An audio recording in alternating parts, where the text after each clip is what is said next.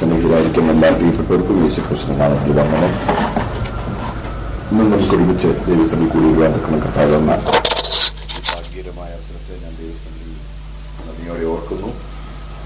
കഴിഞ്ഞൊരു പങ്ക് മുഴുവൻ കർത്താവിനെ പരിപാലിച്ചു അവരുടെ ചെറുകൾക്കായി കണ്ണുകൾക്കായി കർത്താവിനെ സ്തുതിക്കുന്നു. കഴിഞ്ഞ ദിവസം ഞാൻ സംസാരിച്ച നിർത്തിയ ഭാഗത്തെ തുടർന്ന് ഇന്ന് രാത്രിയിൽ സംസാരിക്കാനായിട്ട് ഞാൻ കർത്താവിന്റെ കൃപയിൽ ബന്ധപ്പെടുകയാണ്. ന്യായമായി വിശദീകരണം ആവശ്യമുണ്ടെങ്കിൽ നിങ്ങൾ ചോദിക്കാമെന്ന് പറഞ്ഞിട്ടുണ്ട്. അത് നിങ്ങൾ ചെയ്യണം. പ്രത്യേകിച്ച് ഞാൻ ഒരു കോഴ്സ് പോലെ ഇങ്ങനെ സ്റ്റെപ്പ് ബൈ സ്റ്റെപ്പായിട്ട് എടുത്ത് വരികയാണ്. അതുകൊണ്ട് പറയുന്ന ഭാഗത്തെക്കുറിച്ച് എന്തെങ്കിലും ന്യായമായ സംശയം ഉണ്ടായാൽ തീർച്ചയായിട്ടും ചോദിക്കാൻ പ്രത്യേക ഉത്സാഹം കാണിക്കണമെന്ന് ഓർപ്പിക്കുന്നു. ഇങ്ങനെ നമ്മളുടെ മെയിൻ തീം അനുസരിച്ച് വരുമ്പോൾ അനാദിയിലെ നിർണയം നിവർത്തിക്കുന്നതിനുള്ള ചുവടുകളാണ് ആദ്യം മുതൽ നടന്നുകൊണ്ടിരിക്കുന്നതെന്ന് നമ്മൾ ചിന്തിക്കുകയായിരുന്നല്ലോ. സ്തോത്രം. നമ്മളാണെങ്കിലും എന്തെങ്കിലും ഒരു തീരുമാനം എടുത്തു കഴിഞ്ഞാൽ ആ തീരുമാനം നടപ്പാക്കാനുള്ള പടികളാണ് പിന്നീടായിട്ട് ചെയ്യുന്നത്. അപ്പോൾ അനാദിയിൽ ദൈവം എടുത്ത നിർണയത്തിന്റെ നിവൃത്തീകരണത്തിനുള്ള കാര്യങ്ങൾ, ചുവടുകൾ ആദ്യം മുതലേ ചെയ്തുകൊണ്ടിരിക്കുക. അപ്പോൾ ആദ്യം മുതലുള്ളത് മുഴുവൻ അനാദിയിലെ നിർണയത്തിന് നിവൃത്തിക്കുള്ള പടികളാണ്. ആദിയിൽ സ്വർഗവും ഭൂമിയും സൃഷ്ടിക്കുന്നു, ദൂതന്മാരെ സൃഷ്ടിക്കുന്നു. ഇതൊക്കെ നമ്മൾ കഴിഞ്ഞ ദിവസങ്ങളിൽ ചിന്തിച്ചു. പിന്നെ ലൂസിഫറിന്റെ മത്സരം നമ്മൾ കണ്ടു. ലൂസിഫർ മത്സരിക്കാൻ ദൈവം അനുവദിച്ചത് അതും ദൈവത്തിന് സർപ്രൈസ് അല്ല, അതും ദൈവത്തിന് അപ്രതീക്ഷിതമായ ഒരു പ്രഹരമല്ല. ദൈവം അതും അനുവദിച്ചത് തന്റെ ആത്യന്തികമായുള്ള ലക്ഷ്യത്തിന്റെ നിവൃത്തീകരണത്തിന് വേണ്ടിയാണ്. അനാദിയിലെ നിർണയത്തിന്റെ നിവൃത്തീകരണത്തിന് വേണ്ടിയാണ് അതും അനുവദിച്ചത്. സ്തോത്രം. എന്തുകൊണ്ട് ദൈവം അത് അനുവദിച്ചു, എങ്ങനെ അത് അനുവദിച്ചു എന്നുള്ളത് നമ്മൾ ചിന്തിച്ചു. പാപം ലൂസിഫറിലാണ് ആരംഭിച്ചത്. പാപത്തിന് അതിന്റെ നിലയിൽ അല്ലെങ്കിൽ തനതായ ഒരു അസ്തിത്വമില്ല. It doesn't have an independent separate entity. അത് നമ്മൾ കണ്ടതാണ്. ഭാഗങ്ങളൊക്കെ മനസ്സിൽ ഉണ്ടായിരിക്കണം, മറക്കരുത്. മുമ്പോട്ട് വരുമ്പോൾ കഴിഞ്ഞ ക്ലാസ്സിൽ നമ്മൾ ചിന്തിച്ചു നിർത്തിയത് ദൈവം എന്തുകൊണ്ട് പിശാചിനെ ഇത് അനുവദിച്ചു എന്നുള്ളതാണ്. ഓർക്കുന്നുണ്ടാവില്ല, എന്തുകൊണ്ട് അനുവദിച്ചു എന്നുള്ളതിന് ഒന്നാമത്തെ ഒരു പോയിന്റാണ് നമ്മൾ കണ്ടത്. ജ്ഞാനസമ്പൂർണനും സൗന്ദര്യ സമ്പൂർണനും തേജോരൂപിയും ദൈവസംസർഗത്തിൽ ദൈവത്തോട് ചേർന്നിരിക്കുന്നവരുമായ ലൂസിഫർ. പക്ഷെ അവര് പോലും ദൈവത്തെക്കുറിച്ചുള്ള പൂർണ്ണമായ വെളിപ്പാട് ലഭിക്കുവാൻ കഴിഞ്ഞില്ല. ജ്ഞാനത്താൽ ദൈവത്തെ അറിയുവാൻ നമുക്ക് കഴിയുകയില്ല. അതിനുള്ള വാക്യങ്ങളൊക്കെ നമ്മൾ വായിച്ചായിരുന്നല്ലോ. സഭാപ്രസംഗിയിൽ നമുക്കത് ഉദാഹരണം കാണുന്ന കാര്യമൊക്കെ നമ്മൾ കഴിഞ്ഞ ക്ലാസ്സിൽ കണ്ടു എന്നാണ് എന്റെ ഓർമ്മ. സ്തോത്രം. അതായത് ജ്ഞാനത്താൽ ദൈവത്തെ അറിയുവാൻ മനുഷ്യന് കഴിയുകയില്ല. കൊരിന്ത്യർക്ക് എഴുതിയ 1-ാം ലേഖനം 1-ാം അധ്യായം 20-21 വാക്യങ്ങൾ നമ്മൾ കഴിഞ്ഞ ക്ലാസ്സിൽ അതിനെക്കുറിച്ച് കണ്ടതായിരുന്നു. ഇല്ലാഞ്ഞ ആളുകളുടെ അറിവിന് വേണ്ടി വാക്യം ഒന്ന് വായിച്ചിട്ടാണ്. ജ്ഞാനി എവിടെ, ശാസ്ത്രി എവിടെ, ഈ ലോകത്തിലെ താർക്കികൻ എവിടെ? ലോകത്തിന്റെ ജ്ഞാനം ദൈവം പോഷത്തമാക്കിയില്ലയോ? വായിച്ചാട്ടെ. ദൈവത്തിന്റെ ജ്ഞാനത്തിൽ ലോകം ജ്ഞാനത്താൽ ദൈവത്തെ അറിയായകൊണ്ട് വിശ്വസിക്കുന്നവരെ പ്രസംഗത്തിന്റെ പോഷത്താൽ രക്ഷിപ്പാൻ ദൈവത്തിന് പ്രസാദം തോന്നി. കേട്ടോ, ജ്ഞാനി എവിടെ, ശാസ്ത്രി എവിടെ, ഈ ലോകത്തിലെ താർക്കികൻ എവിടെ? അവർക്കൊന്നും തങ്ങളുടെ ജ്ഞാനം കൊണ്ട് ദൈവത്തെ അറിയേണ്ടവരെ അറിയാൻ കഴിയില്ല.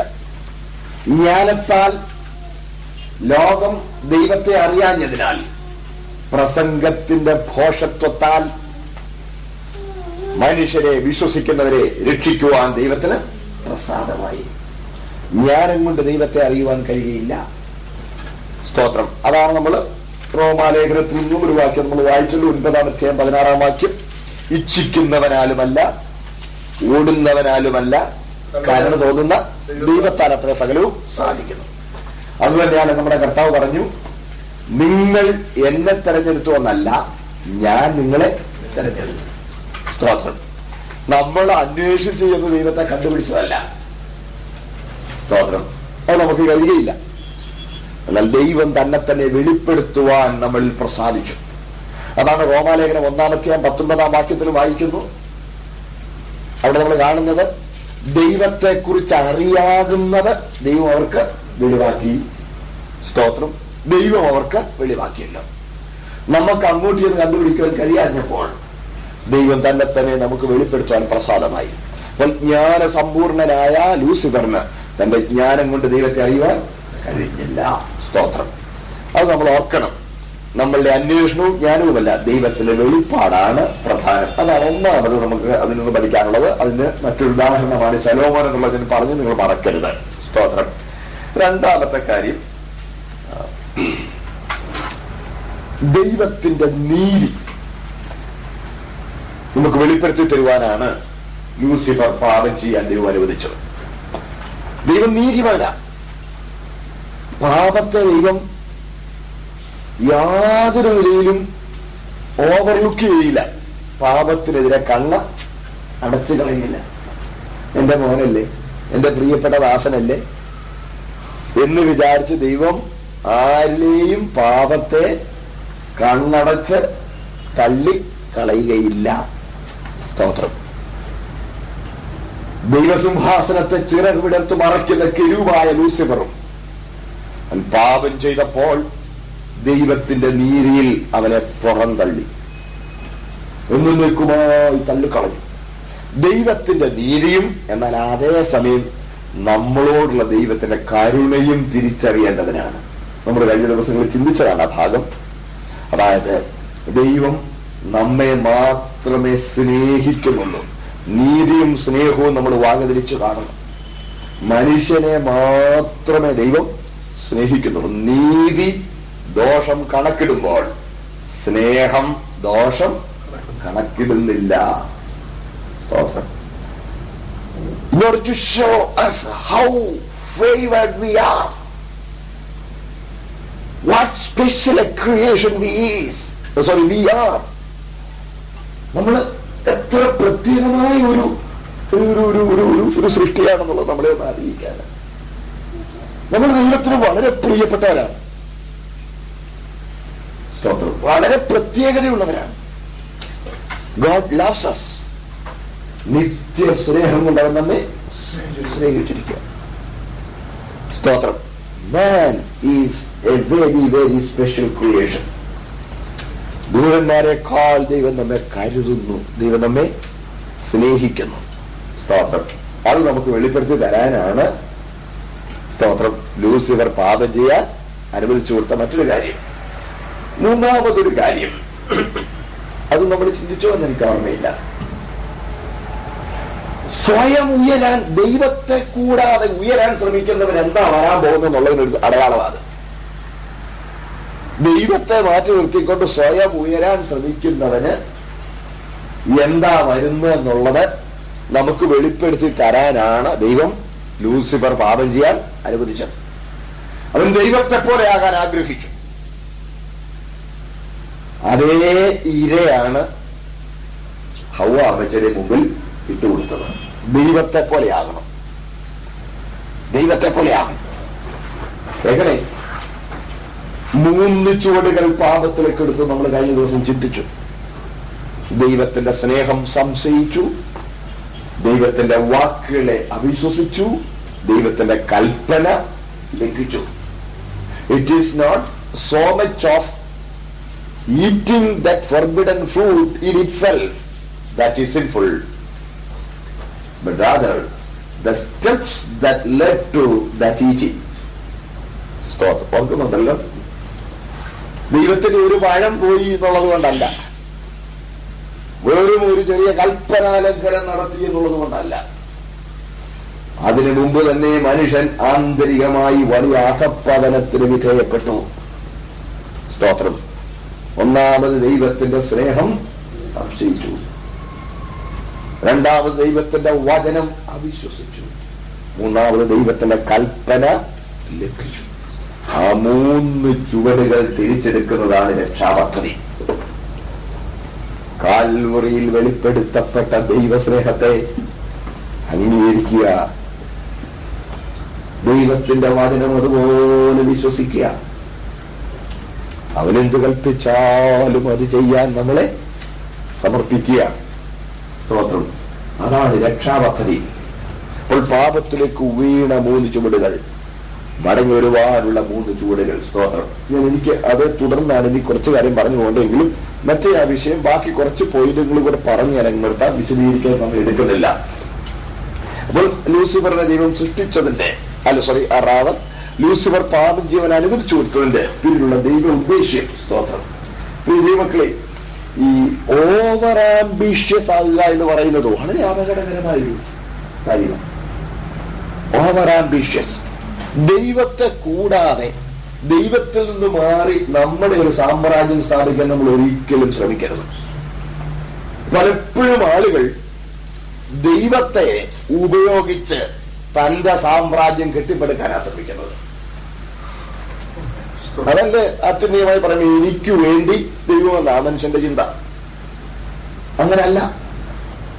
ദൈവത്തെ മാറ്റി നിർത്തിക്കൊണ്ട് നമ്മുടെ ഒരു സാമ്രാജ്യം ഉണ്ടാക്കാൻ നമ്മൾ ഒരിക്കലും ശ്രമിക്കരുത്. സ്തോത്രം. ലൂസിഫർ അതാ ചെയ്തത്.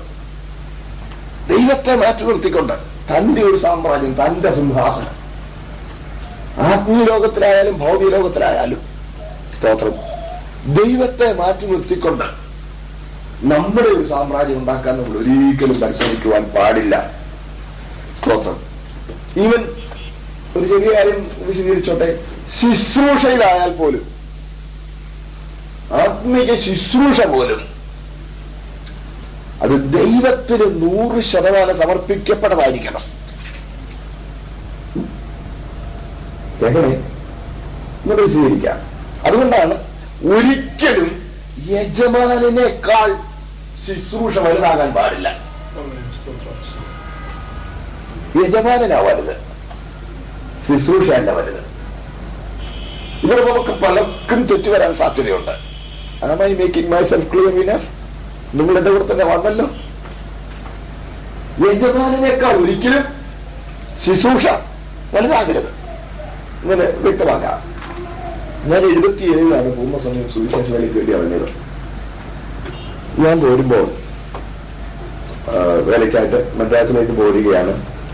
വി എ തോമസ് സാർ എന്ന് പറയുന്ന അദ്ദേഹമാണ് ഞങ്ങളുടെ സഭയിൽ 1 വർഷം ശുശ്രൂഷിച്ചത്. അദ്ദേഹം എന്നെ താമസിച്ച് അയക്കാനായിട്ട് വന്നു. അദ്ദേഹം വന്നപ്പോൾ കുറേ ദിവസങ്ങൾ പ്രസംഗങ്ങളൊക്കെ കഴിഞ്ഞാൽ തളന്നാ വന്നത്. അതിന്റെ വഴിയേ ഇവിടെ വരികയായിരുന്നു. നമ്മൾ മെലിഞ്ഞ് തളന്നാ വന്നത്. അദ്ദേഹം വന്ന് പ്രാർത്ഥിക്കാനായിട്ട് ഇരുന്നപ്പോൾ തൊണ്ടയിൽ ശബ്ദം ജോലി വരുന്നില്ല. അദ്ദേഹത്തെ അറിയുന്നവർക്കറിയാം. കൊച്ചൊരു മനുഷ്യൻ, വളരെ ബലഹീനത്, വേറെ പവർഫുൾ പ്രീച്ചർ. അദ്ദേഹം പറഞ്ഞു, അദ്ദേഹം എന്നെ വീട്ടിലെ പേര് ബേബിച്ചനെന്നാണ്. അദ്ദേഹം എന്നെ ബേബി കുട്ടി എന്നാണ് വിളിക്കുന്നത് സ്നേഹത്തോടെ. അദ്ദേഹം പറഞ്ഞു, കുട്ടി, നീ ചങ്ങലെ കിടക്കുന്ന പ്രാന്തനെ കെട്ടഴിച്ചു വിട്ടില്ലേലും വേണ്ടില്ല, മരിച്ചവരെയൊന്നും ഉയർപ്പിച്ചില്ലേലും വേണ്ടിയല്ല, 1000 പേരുള്ളൊരു സഭയുണ്ടാക്കി എന്ന് കേട്ടില്ലേലും വേണ്ടിയല്ല, നീ കൃപയിൽ ആരംഭിക്കുന്നു, കൃപയിൽ തുടർന്ന് കൃപയിൽ അവസാനിക്കണം. ആ വളരെ പതിയ ശബ്ദത്തിൽ ആദ്യം പറഞ്ഞിച്ച് ഒരു നിമിഷം കഴിഞ്ഞ് അദ്ദേഹം ആത്മാവിൽ വലിയ ചൈതന്യത്തോടെ ജ്വലിച്ച് അതേ വാക്കുകൾ, കുഞ്ഞേ, നീ ചങ്ങലെ കിടക്കുന്ന പ്രാന്തനെ ഒന്നും കെട്ടഴിച്ചു വിട്ടില്ലേലും വേണ്ടിയല്ല, മരിച്ചവരെ ഒന്നും ഉയർപ്പിച്ചില്ലേലും വേണ്ടിയല്ല, 1000 പേരുള്ളൊരു സഭ ഉണ്ടാക്കിയില്ലേലും വേണ്ടിയല്ല, നീ കൃപയിൽ ആരംഭിക്കുന്നു, കൃപയിൽ തുടർന്ന് കൃപയിൽ അവസാനിക്കണം എന്ന് പറഞ്ഞ് പ്രാർത്ഥിച്ച് എന്നെ യാത്രയാക്കി. ഒരിക്കലും അത് മറക്കാനൊക്കെയില്ല. ഒരു മദ്രാസിലായിരുന്ന സമയത്ത് ആദ്യ മാസങ്ങളിൽ തന്നെ മൂടി മന്ത്ലി എന്ന് പറയുന്ന മാസികയിൽ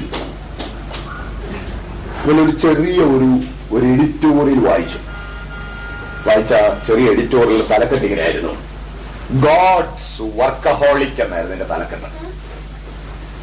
ഈ ആൽക്കഹോൾ കുടിച്ച് ലഹരിക്കുന്നത് പോലെ വർക്ക് കൊണ്ട് അങ്ങ് ലഹരിക്കാം. അതാണ് ഇംഗ്ലീഷിൽ ആ പദം വർക്കഹോളിക് എന്നാ പറയുന്നത്. സൂചിമുനയിലാ ഓട്ടം, എപ്രാളം പിടിച്ച ഓട്ട.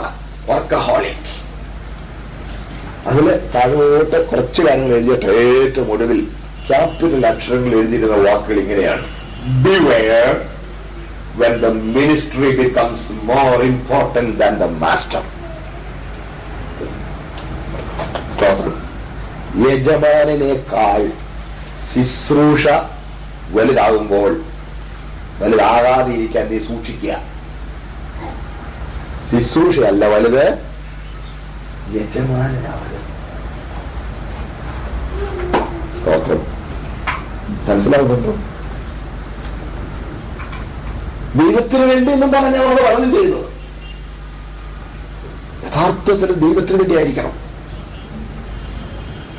വില്യം കേറി എന്ന ബഹുമാനിയായ ദൈവദാസൻ ഇന്ത്യയിൽ വന്ന ഇന്ത്യയുടെ സുവിശേഷത്തിന് വേണ്ടി അത്രയും കോൺട്രിബ്യൂട്ട് ചെയ്ത് അധികമാരുണ്ടോന്ന് എനിക്ക് തോന്നുന്നില്ല.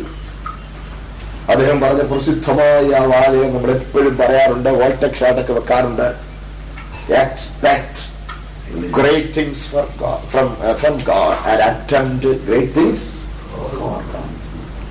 ദൈവത്തിൽ നിന്ന് വൻകാര്യങ്ങളെ പ്രതീക്ഷിക്കുക, ദൈവത്തിന് വേണ്ടി വൻകാര്യങ്ങളെ ചെയ്യുക. പക്ഷേ നമ്മളിപ്പം വന്നു ഈ വൻകാര്യങ്ങളാണ് നമുക്കിന്ന് വലുത്. ദൈവത്തിന് വേണ്ടിയെന്നും ദൈവത്തിൽ നിന്നും ഉള്ളതും ശരി അപ്രധാനമായിപ്പോയി. ഞങ്ങള് അച്ചടിക്കാരായിരുന്നേ.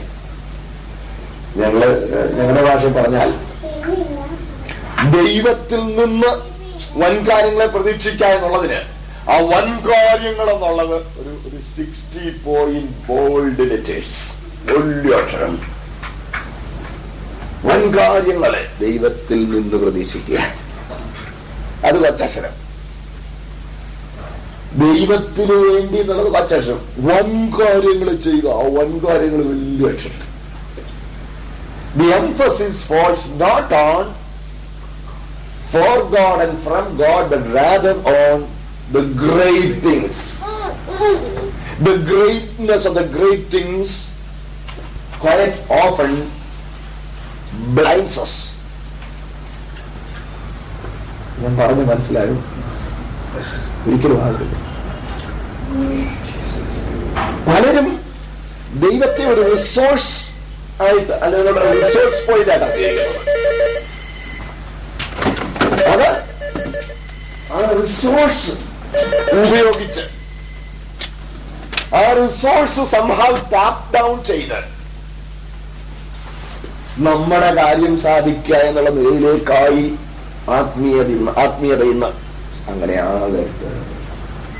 ഒരിക്കലും ശുശ്രൂഷയിലായാൽ പോലും യജമാനൻ തന്നെയായിരിക്കണം വലുത്. ഞാൻ പറഞ്ഞ് മനസ്സിലായത് വിശ്വസിക്കുന്നു. അതുകൊണ്ടാണ് ശുശ്രൂഷകൻ നഷ്ടപ്പെട്ടു പോകരുത്, യജമാനെ മറന്നു പോകരുത്, ശുശ്രൂഷ വലുതാകരുത്. തിമോഥെയോസിന്റെ 1-ാം ലേഖനം 3-ാം അധ്യായം 5 മുതൽ 7 വരെ വായിക്കുമ്പോൾ അവിടെ ഒരു ചെറിയ നിർദ്ദേശം നമ്മുടെ കൂട്ടത്തിൽ നിന്ന് വായിച്ചേക്കാം.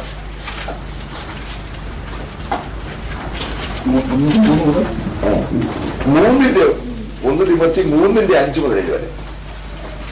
സ്വന്തം കുടുംബത്തെ ഹരിപ്പാൻ അറിയാത്തവൻ ദൈവസഭയെ എങ്ങനെ പരിപാലിക്കും? നിഗളിച്ചിട്ട് പിശാചിന് വന്ന ശിക്ഷാവിധിയിൽ അകപ്പെടാതിരിക്കാൻ പുതിയ ശിക്ഷന് മരുത്. കേട്ടോ, മതിയല്ലോ.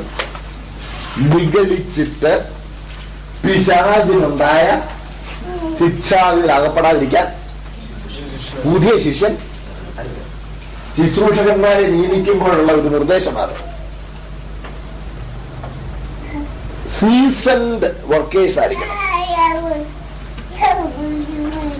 പുതിയ ശിഷ്യനായിട്ട് ഇങ്ങോട്ട് വന്ന് അവനൊരു വെപ്രാള, ഭയങ്കര വെപ്രാള.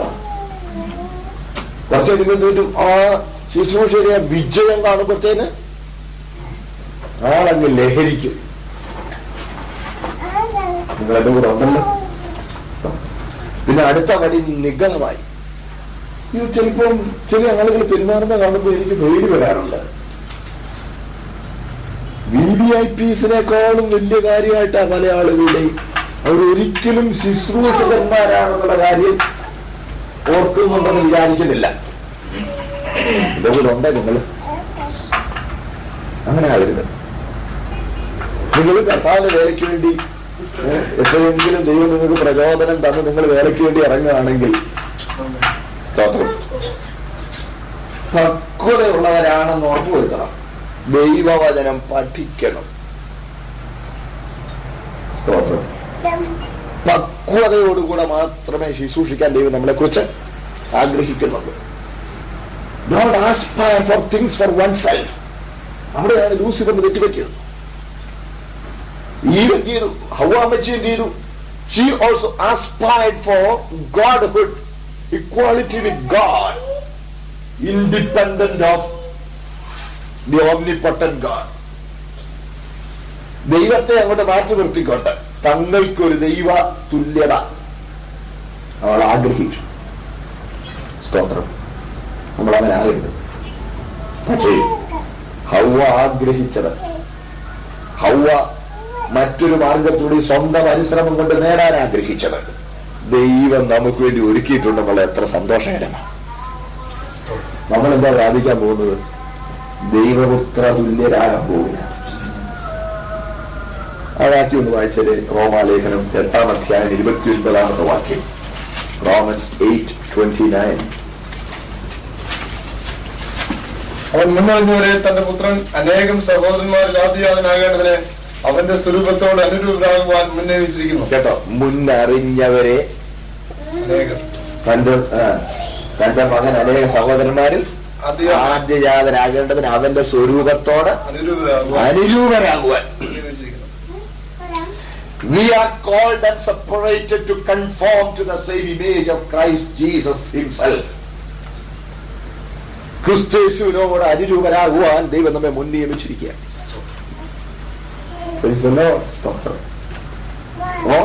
ഹവ്വാമ്മച്ചി ദൈവതുല്യ ആഗ്രഹിച്ച നമ്മള് പ്രാപിക്കാൻ പോവാ. ദൈവമാകാൻ പോവല്ല, ദൈവതുല്യത പ്രാപിക്കാൻ പോവാ.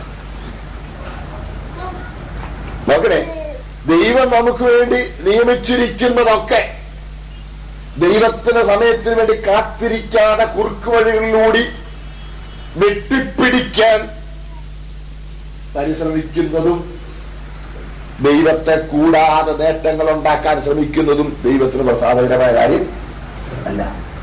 അങ്ങനെയുള്ളവർക്കുണ്ടാകുന്ന നാശത്തിന്റെ മുന്നറിയിപ്പായി ലൂസിഫർ നിൽക്കുക. ഞാനീ പറയും, നിങ്ങൾ എല്ലാവരും ഉൾക്കൊള്ളുന്നത് വിശ്വസിക്കട്ടെ. സ്തോത്രം.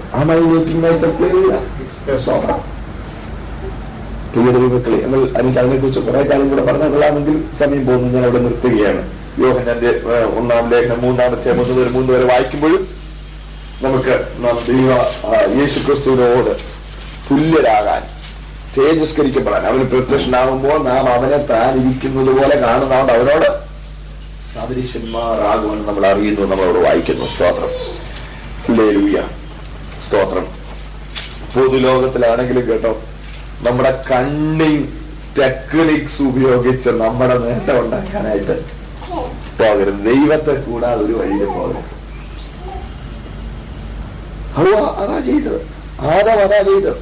ദൈവത്തെ കൂടാതെ ഞങ്ങൾക്കൊരു നേട്ടം ഉണ്ടാക്കാൻ പോകും. ഒരിക്കൽ പോലും കർത്താവിന്റെ കൂടെ അല്ലാതെ ഒരു നേട്ടത്തിന് പുറകെ പോകുന്നു. സ്തോത്രം. അതെ, അത്രയും പറഞ്ഞ് ഞാൻ ആ ഭാഗവും വിടുകയാണ്. അടുത്ത കാര്യം, 4-ാമത്, ഒരു സൃഷ്ടിയും സൃഷ്ടാവും തമ്മിലുള്ള ബന്ധം എന്തായിരിക്കണമെന്നുള്ളത് നമ്മളെ ഓർമ്മിപ്പിക്കാനാണ് ലൂസിഫർ പാപം ചെയ്യാൻ അനുവദിച്ചത്.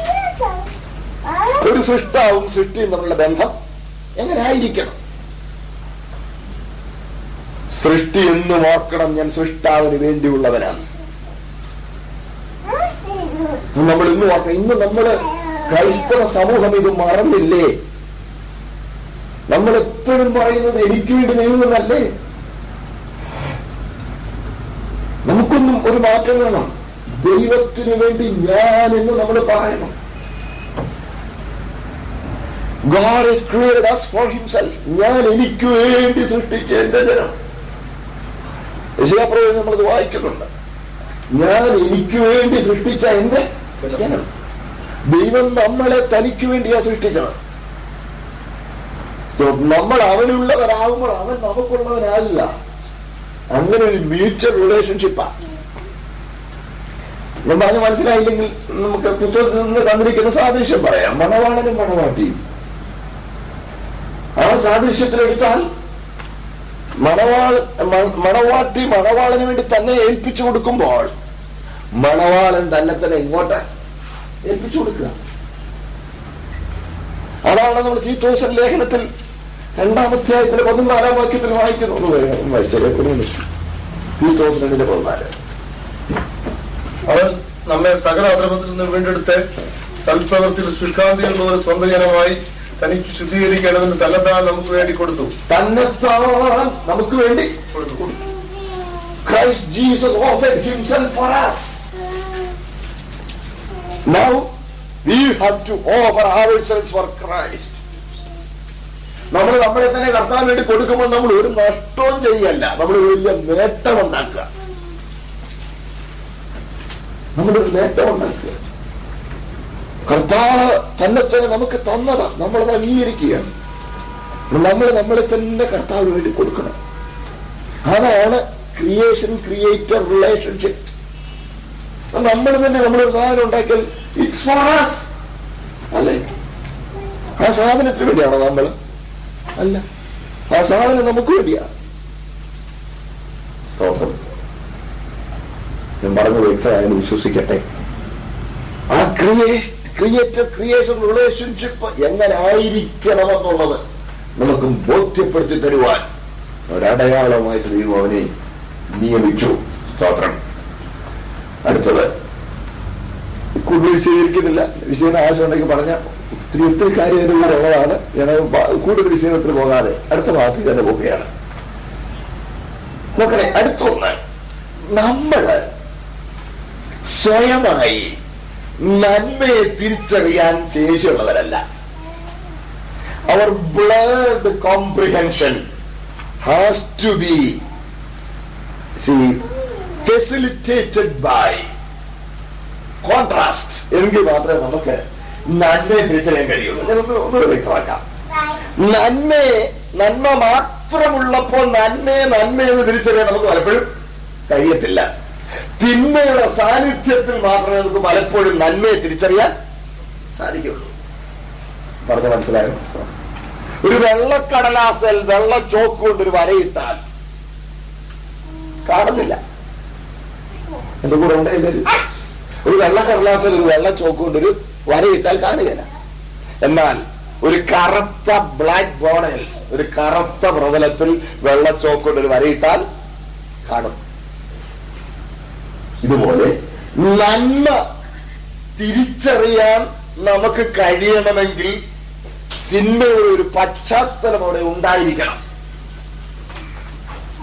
മനസ്സിലായല്ലോ? ടു ഫെസിലിറ്റേറ്റ് അവർ കോംപ്രിഹെൻഷൻ ഓഫ് ഗുഡ്നെസ്. അതിനാണ് കർത്താവ് തിന്മ അനുവദിച്ചത്. I hope I am making myself clear enough. Because man is unable to comprehend goodness all by itself, independent of evil. ഈവിളിൽ നിന്ന് 100% സ്വതന്ത്രമായി, ഈവിളിന്റെ അസാന്നിധ്യത്തിൽ, തിന്മയുടെ അസാന്നിധ്യത്തിൽ നന്മയെ നന്മയെന്ന് വ്യക്തമായി തിരിച്ചറിയുവാൻ മനുഷ്യൻ കഴിവില്ലാത്തവനായതുകൊണ്ട് നന്മ നമുക്ക് അറിയിക്കുവാൻ, നമ്മെ നമുക്ക് ബോധ്യപ്പെടുത്തി തരുവാനായി ദൈവം തിന്മയെ അനുവദിച്ചു. മനസ്സിലായല്ലോ? അതുകൊണ്ടാണ് ലൂസിഫർ പാപം ചെയ്യാൻ ദൈവം അനുവദിച്ചു കൊടുത്തത്. സ്തോത്രം. ഇവിടെ ഇച്ചിരി കാര്യം കൂടി ഞാൻ മനസ്സിലാക്കി തരാം. ആദമുമാര് പാപം ചെയ്തപ്പോൾ നന്മതിന്മകളെ കുറിച്ചുള്ള അറിവിന്റെ വൃക്ഷത്തിന്റെ ഫലം തിന്നരുതെന്നായിരുന്ന കൽപ്പന. അത് തിന്നു. ആ വൃക്ഷത്തിന് ദൈവം ഇട്ടിരിക്കുന്ന പേര് ശ്രദ്ധേയമാണ്. നന്മതിന്മകളെ കുറിച്ചുള്ള അറിവിന്റെ വൃക്ഷം. അതൊരു തിരിച്ചറിവിന്റെ ചുവടായിരുന്നു. മനസ്സിലായില്ലേ? നമ്മൾ പൊതുവെ ചിന്തിച്ചു വരുന്ന കാര്യം മറക്കരുത്. നിത്യതയിൽ ക്രിസ്തുയേശുവിനോടുകൂടെ കൂട്ടവകാശികളായിരിക്കുന്ന ദൈവമക്കൾ ഓർക്കുന്നുണ്ടോ? ആദ്യം പറഞ്ഞ ക്രിസ്തുയേശുവിൽ കൂട്ടവകാശികളായി ദൈവപുത്ര തുല്യരായി നിത്യതയിൽ യേശുക്രിസ്തുള്ള സകല പദവികളിൽ ഒരു ഷെയർ അനുഭവിച്ച് ജീവിക്കുന്ന ദൈവമക്കൾ ഒരിക്കലും തെറ്റിപ്പോകാതെ കർത്താവിനോട് പറ്റിയിരിക്കണമെങ്കിൽ രണ്ട് ബോധ്യങ്ങൾ ഉണ്ടായിരിക്കണം. ഒന്ന് അവന്റെ ബലഹീനത, രണ്ട് ദൈവത്തിന്റെ വല്ലഭത്വം. ഓർക്കുന്നുണ്ടല്ലോ, ഞാൻ ആദ്യത്തെ പറഞ്ഞതാണ്. അവന്റെ ബലഹീനതയും ദൈവത്തിന്റെ വല്ലഭത്വവും ബോധ്യപ്പെട്ടെങ്കിൽ മാത്രമേ ഒരിക്കലും വീഴ്ചയ്ക്ക് സാധ്യതയില്ലാതെ നിത്യതയിൽ മനുഷ്യൻ നിലനിൽക്കുകയുള്ളൂ. അതുകൊണ്ട് ആ ബോധ്യം, അപ്പൊ ബോധ്യങ്ങൾക്ക് വേണ്ടി മനുഷ്യൻ ആ ബോധ്യമുണ്ടാകാൻ വേണ്ടിയാണ് പലതും ദൈവം ചരിത്രത്തിൽ അനുവദിച്ചത്. ഇതാ നന്മതിന്മകളെ കുറിച്ചുള്ള അറിവിന്റെ വൃക്ഷം. അതൊരു അറിവിന്റെ വൃക്ഷമാണ്, അതൊരു തിരിച്ചറിവാണ്, അതൊരു ബോധ്യമാണ്. സ്തോത്രം. തൊട്ടടുത്ത് നിൽപ്പണ്ട് വേറെ ഏത് വൃക്ഷം? ജീവന്റെ വൃക്ഷം. തോട്ടത്തിന്റെ നടുവിലായി രണ്ട് വൃക്ഷവും. നിങ്ങൾ അവിടെ വായിച്ചു നോക്കൂ, അവിടെ കാണുന്നു. തോട്ടത്തിന്റെ നടുവിൽ നന്മതിന്മകളെ കുറിച്ചുള്ള അറിവിന്റെ വൃക്ഷവും പിന്നെ ജീവവൃക്ഷവും ദൈവം ഭൂമിയിൽ നിന്ന് മുളപ്പിച്ചു എന്ന് നമുക്കിവിടെ കാണാൻ കഴിയും. എടുത്തൊന്ന് വായിച്ചാട്ടെ ഉൽപ്പത്തി പുസ്തകം.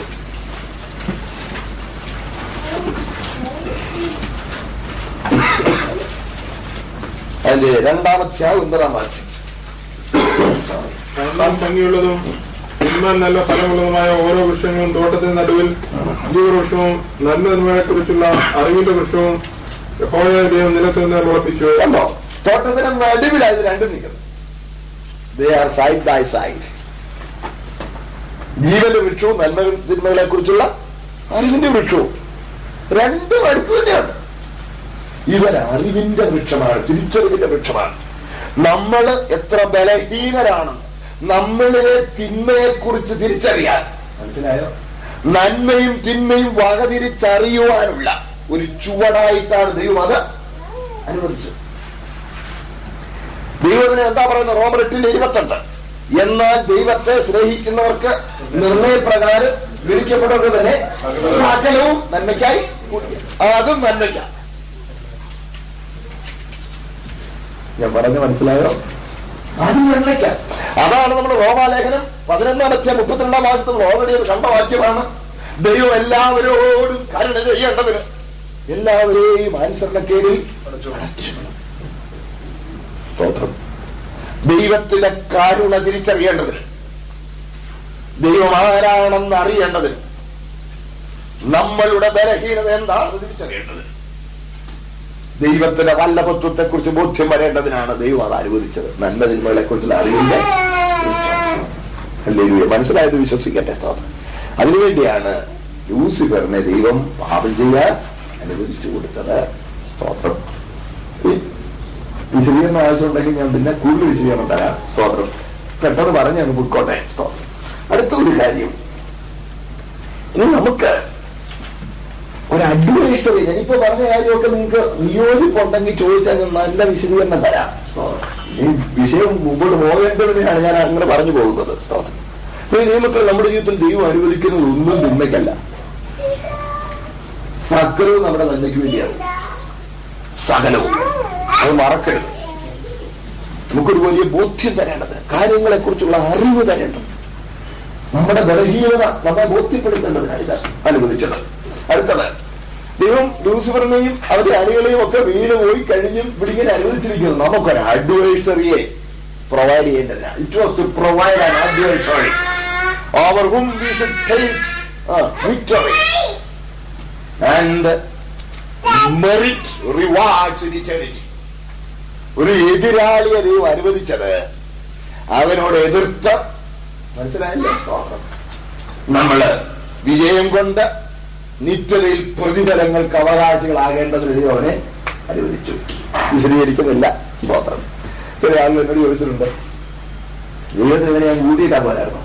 വെളിപ്പാട് പുസ്തകം വായിക്കുമ്പോൾ ഒരു ദൂതം വന്ന് ചങ്ങലയിട്ട് ഇവനെ കെട്ടി അഗാധകൂപം തുറന്ന് അങ്ങോട്ട് ഇട്ട് തള്ളിയിട്ട് പൂട്ടി മുദ്ര വെച്ചു. ഇല്ലേ? ഓർക്കുന്നുണ്ടോ?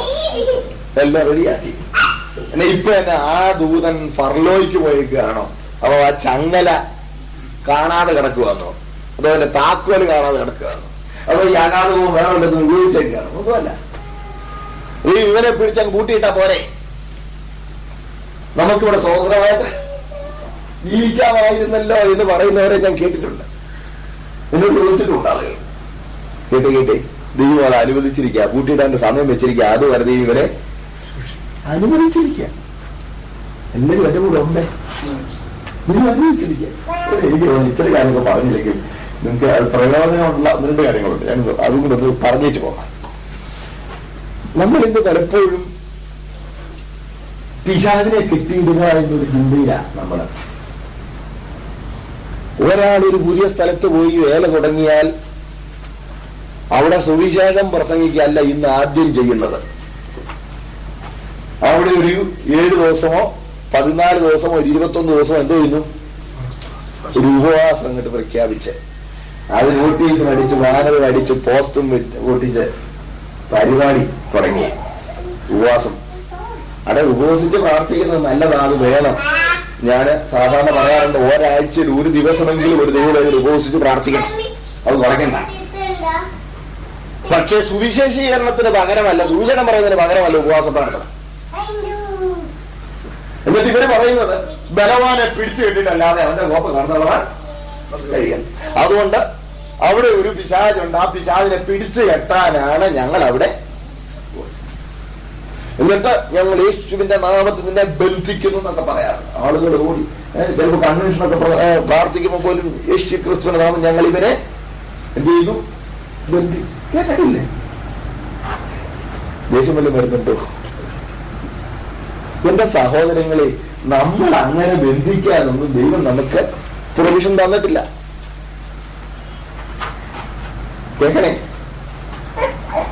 ദൈവം അവനെ ബന്ധിച്ചു. പാമ്പുകളെയും തേളുകളെയും ശത്രുവിന്റെ സകല ബലത്തെയും ചവിട്ടി. എന്താ ശത്രുവിന്റെ ബലം?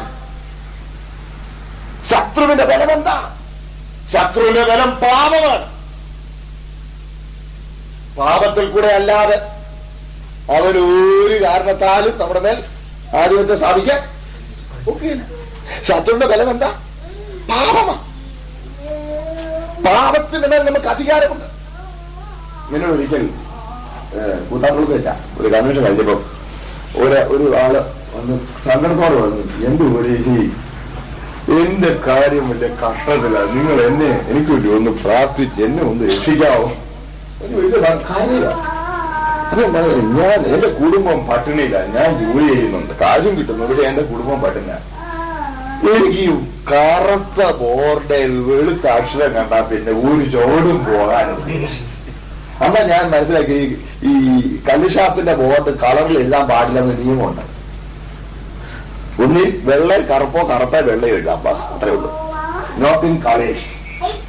കറുത്ത ബോർഡ് പറഞ്ഞ് ആ പാവം കരയില്ല, ശരിക്കും ആത്മാർത്ഥമായിട്ട് അതിൽ വന്നിരിക്കുക. പറഞ്ഞു, ഞാൻ അടിമയാ, പിശാചിനെ കെട്ടിയിരിക്കുന്ന പോലെയാ. നോക്കണേ, അയാൾ സ്വതന്ത്രനല്ല. എന്നാൽ ഒരു ദൈവ വൈതലിന് അങ്ങനെയുള്ള പാപ പ്രേരണകളുടെ മേൽ, പാപത്തിന്റെ വശീകരണ ശക്തിയുടെ മേൽ, പാപത്തിന്റെ കുരുക്കിന്മേൽ അധികാരമുണ്ട്. മനസ്സിലാവുന്നുണ്ടോ? സ്തോത്രം. അതാണ് ശത്രുവിന്റെ ബലം.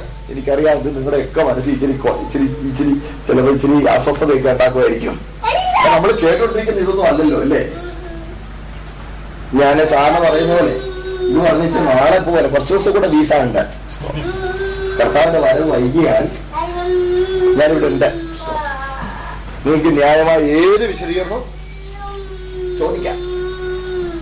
പ്രിയ ദൈവമക്കളെ, പാമ്പുകളെയും ചേറുകളെയും ശത്രുവിന്റെ സകല ബലത്തെയും ചവിട്ടാൻ നമുക്ക് അധികാരം തന്നിരിക്കുക. കർത്താവ് പറഞ്ഞു, ബലവാനെ പിടിച്ചു കെട്ടിട്ടല്ലാതെ അവന്റെ കോപ്പ് കാണുന്നതാണ് ബലവാൻ. സർവാധികനല്ല, അവൻ ബലവാനാ, പിശാചി ബലവാനാ. നമ്മളൊരു കൂത്തിപ്പെട്ടിയോട് പറയുന്ന പോലെ അവനോട് പറയാൻ പോകണ്ട. കർത്താവ് അവനെ പിടിച്ചു കെട്ടി. ഫിലിപ്പിയർ എന്താ പറയുന്നത്? വാഴ്ചകളെയും അധികാരങ്ങളെയും ആയുധവർഗം ബന്ധിച്ചു, ക്രൂശിൽ തറച്ചു, നടുവിൽ നിന്ന് നീക്കിക്കളഞ്ഞു. നമുക്ക് വിരോധമായിരുന്ന കൈയെഴുത്തും വായിച്ചു. അതുകൊണ്ടാണ് പഴയ നിയമങ്ങൾ വായിച്ചാൽ സൈന്യങ്ങളെ യഹോവ, യുദ്ധവീരനായ യഹോവ, സൈന്യങ്ങളെ യഹോവ എന്ന് ആവർത്തിച്ച് കാണാം. പുതിയ നിയമത്തിൽ വരുമ്പോൾ ആ പ്രയോഗമില്ല. എന്തുപറ്റി? പഴയ നിയമത്തിൽ യുദ്ധത്തിനായുള്ള പോർവിളിയ. സ്തോത്രം.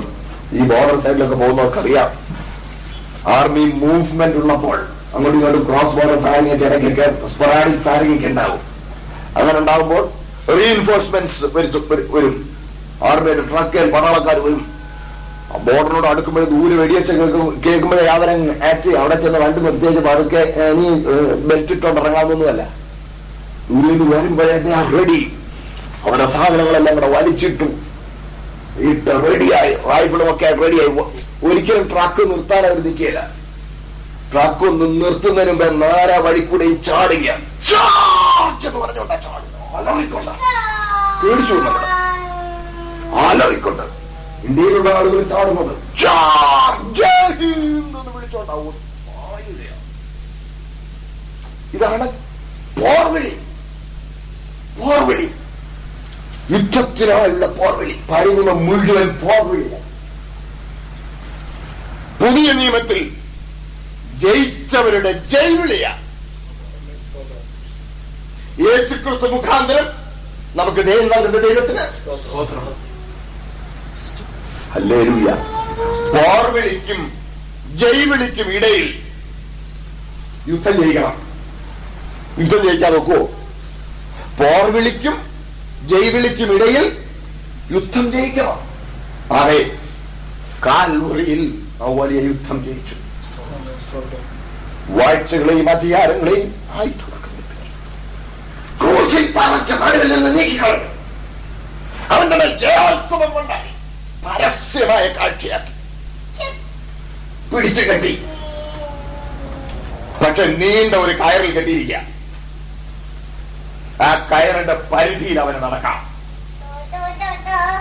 ആ പരിധിക്കുള്ളിൽ നമുക്ക് അവനോട് എതിർത്ത് നിൽക്കാം. കെട്ടിയവനോട് എതിർത്ത് നിന്നാൽ മതി. തോറ്റവനോട് ജയിച്ചവന്റെ പേര് എതിർത്താൽ മതി.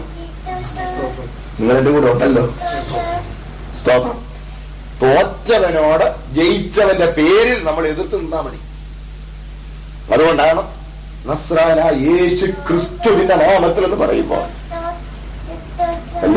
ഏത് ഭയങ്കരനും ഭയങ്കര ദുർശക്തികളും കീഴ്പ്പെടുന്നത്. ചിലപ്പോൾ എനിക്ക് വലിയ സന്തോഷം തോന്നാറുണ്ട്. ഇവിടുത്തെ വമ്പന്മാരൊക്കെ സാട്ടാങ്ങ വീട് നമസ്കരിക്കുന്ന ദുർഭൂതങ്ങൾ.